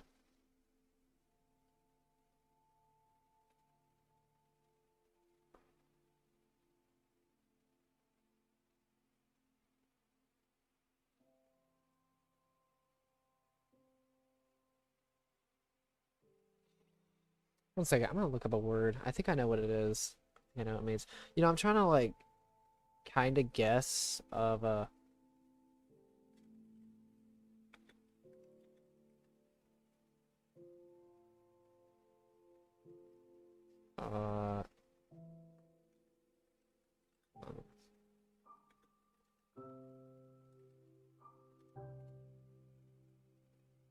okay, gotcha. Okay, yeah, esta means this. I knew it meant something. Okay, yeah, that makes more sense. Okay, esta means this. Esta or este.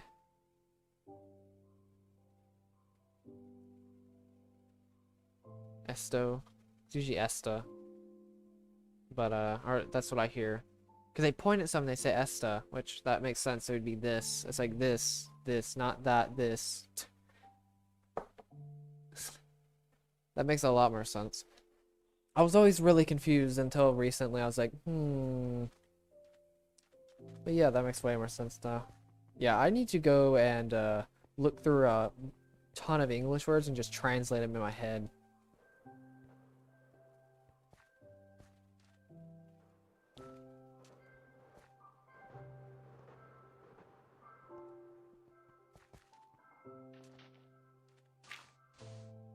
Just, I mean, I could spend like an hour and I could get through a bunch of words, let's be honest. I just use them as keywords and I'll be fine.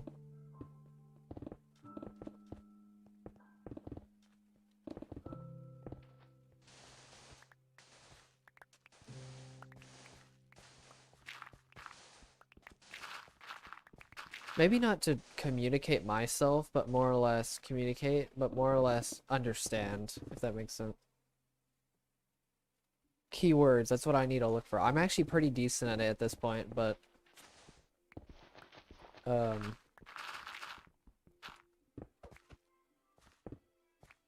yeah. Esta. This.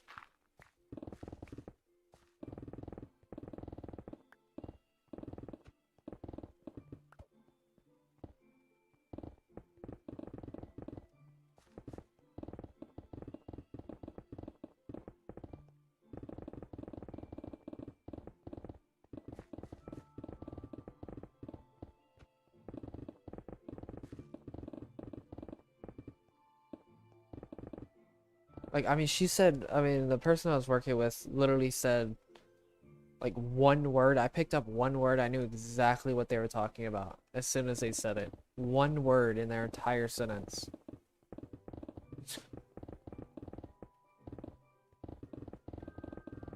That was just one word. Just one keyword. It's like, oh, I know what you're talking about. I know what you're trying to say.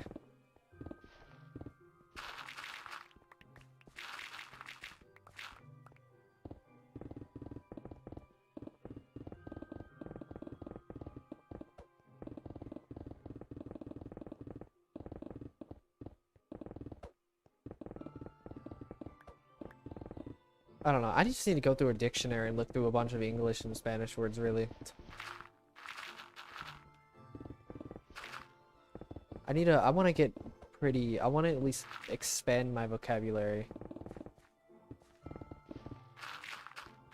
I mean, I know there's vocabulary words in there that aren't actually, like, legitimately just things that, like, some of them are things or last names or something like that, usually. They're not all just copies of other words, but just fancier.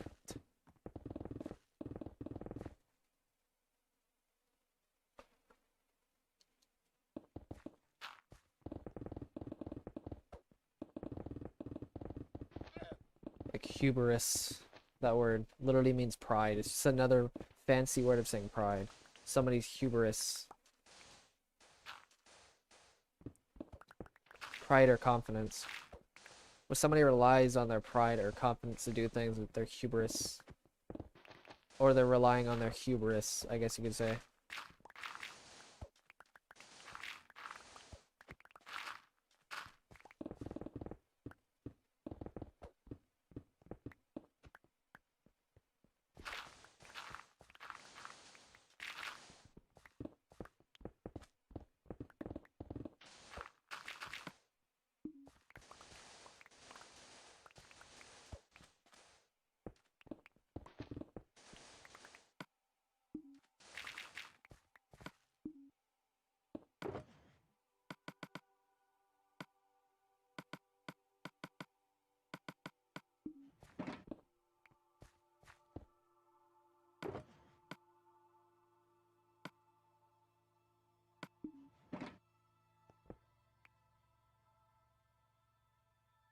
I know it's hubris.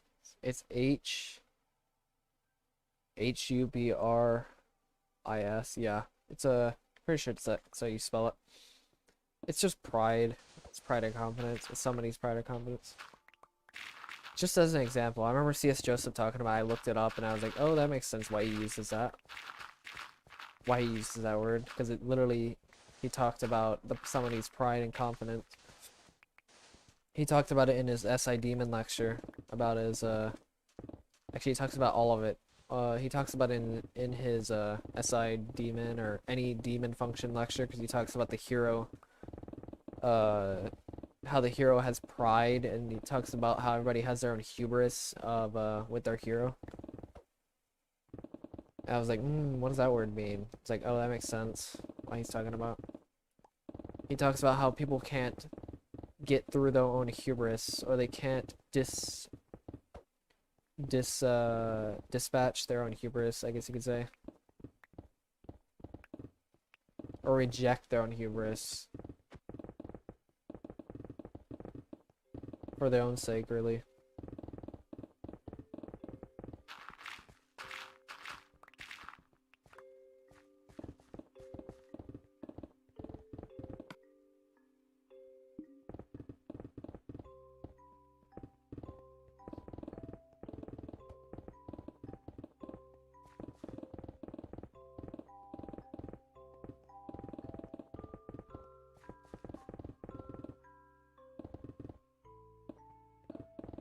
Yes, and I've barely even touched on any of them. I want to learn a bunch of them. Because there's a lot of copies of words that actually mean the same, basically the same thing. They're just a bit fancier and people don't use them as much. Like the word parse meaning analyze through something. So if you parse through something, you're analyzing through it. I remember reading that on when I was reading about tech, about IT, some IT stuff, about how HTML documents, the Google search engine parses through HTML documents and lays them out in how you laid out your HTML code. Let's see. I'll know some more in the future, but those are the two main ones. Actually, three. Was it two? Wait, no, it's hubris, parse, and what was the other one? It was tenacity. Yeah, there it is. The other one. Or somebody who's tenacious. I'll know some few in the. I'll know a few in the future. It's funny because I have a friend that he said he memorized a dictionary, but I haven't seen him actually use any fancy words from a dictionary, because it's probably some really fancy words you could use. I'll look up some more though. And at some point, I have a 750,000 word dictionary that I bought on Kindle for like $10. So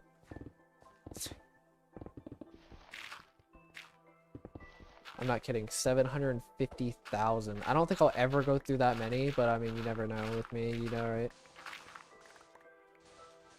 So like, if I can take something like this, imagine if I took knowledge to the point that I take anything else, like knowledge in general. Like just pure what I know. Like imagine what I could do with that. Like how I can take a project like this and take it this far. Imagine what I could do with just information.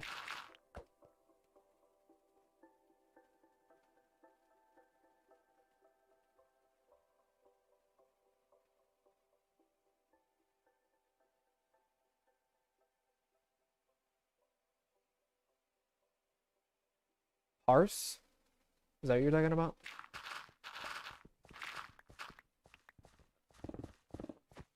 I said that really loud, but parse?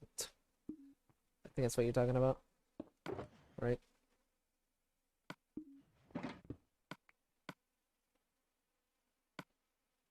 P-A-R-S-E.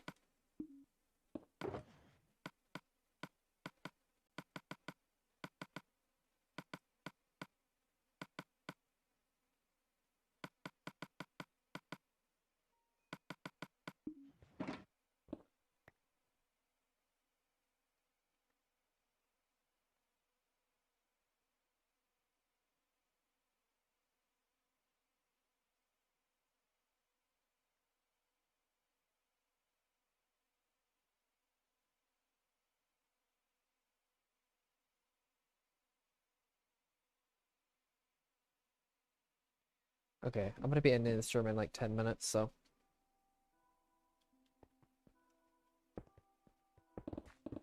Fortunately, I won't be able to finish this layer, but I mean, it's alright.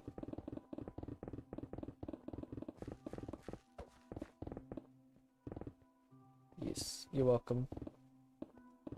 There's some cool words, if you're wondering what it means. I don't know if you... Pretty sure you know what it means. It's to analyze. You parse through something, you're analyzing it. You may have caught it or not, I don't know.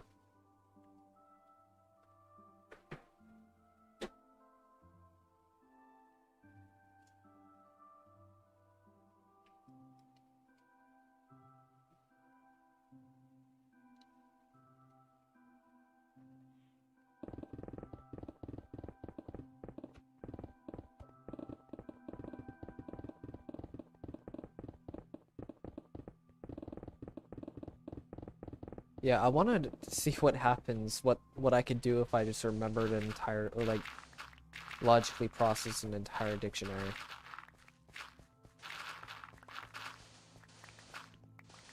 You know what my big problem is usually with huge bits of information? I usually try to list it instead of actually like reverting it back to where it is. So like, this is this, this is this. I usually do it like this is this with this, with this, with this, instead of saying, I don't know how to explain it, but it's like imagine if, okay, so imagine if you had multiple pieces of information. So like you had somebody where somebody lives, where somebody, yeah, where somebody lives, their state, their city, and their road number, right? So road number, their state, and their city, instead of saying like, okay, this person's city is this person's state is this person's, like that, if you get the idea. Like I used to try to list information instead of reverting it, each piece of information, bringing it back to the original piece, I guess you could say. I don't know if that makes sense or not. I hope that somewhat made sense.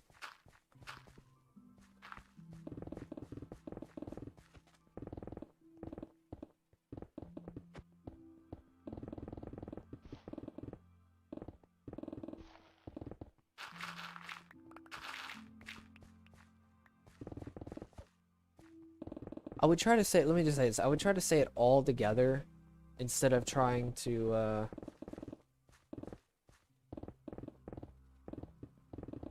piecing it out one by one.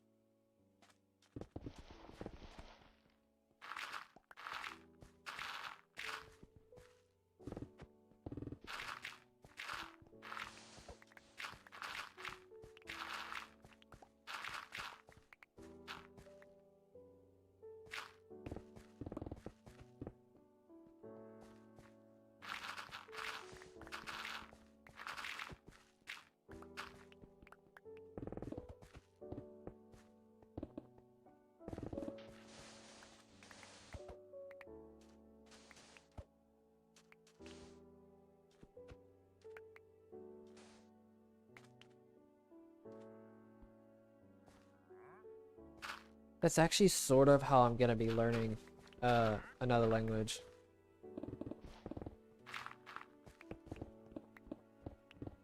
Similar, at least.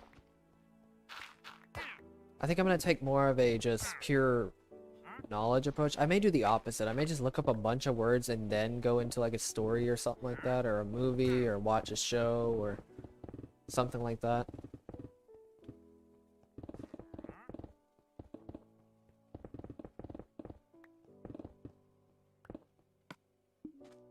I may do the reverse.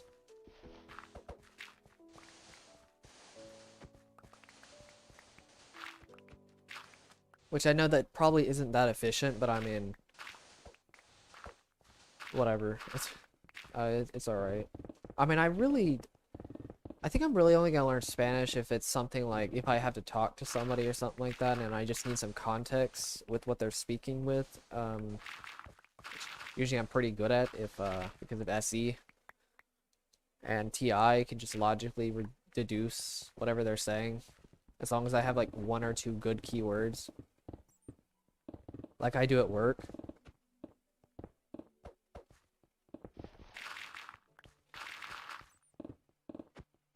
That's all I really need. I mean, I don't need a full-fledged have full conversations with people unless I'm actually going to a place that has like Spanish or people that speak Spanish pretty locally there, pretty commonly.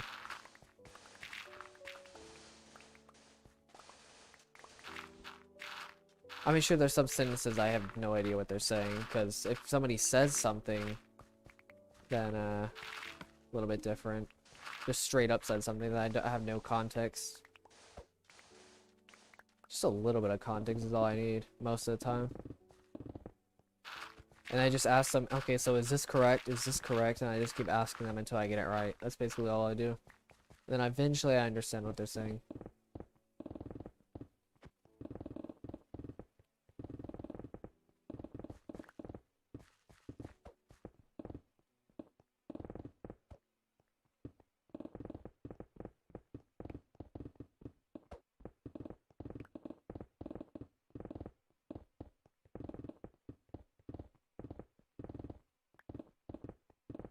Maybe I should just look at the words at work. I don't know why I'm not thinking of that. Just look up like one word or something like that if they say it. They say a sentence or something like that. It's not that hard actually. I mean, I have a little bit of time. I mean, I'll be alone today.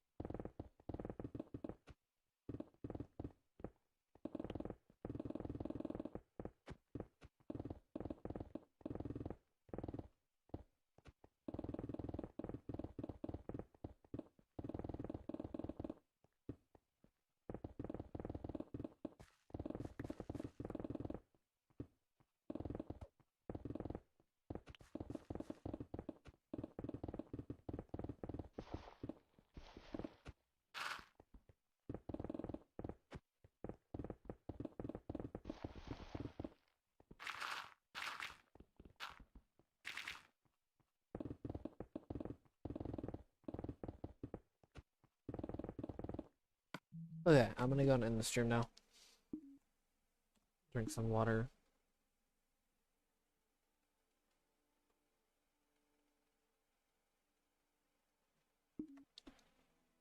I wonder what I'll finish tomorrow.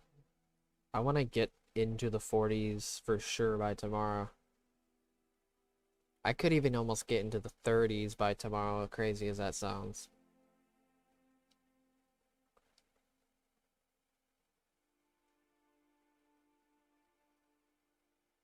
Alright, I'll see you guys later.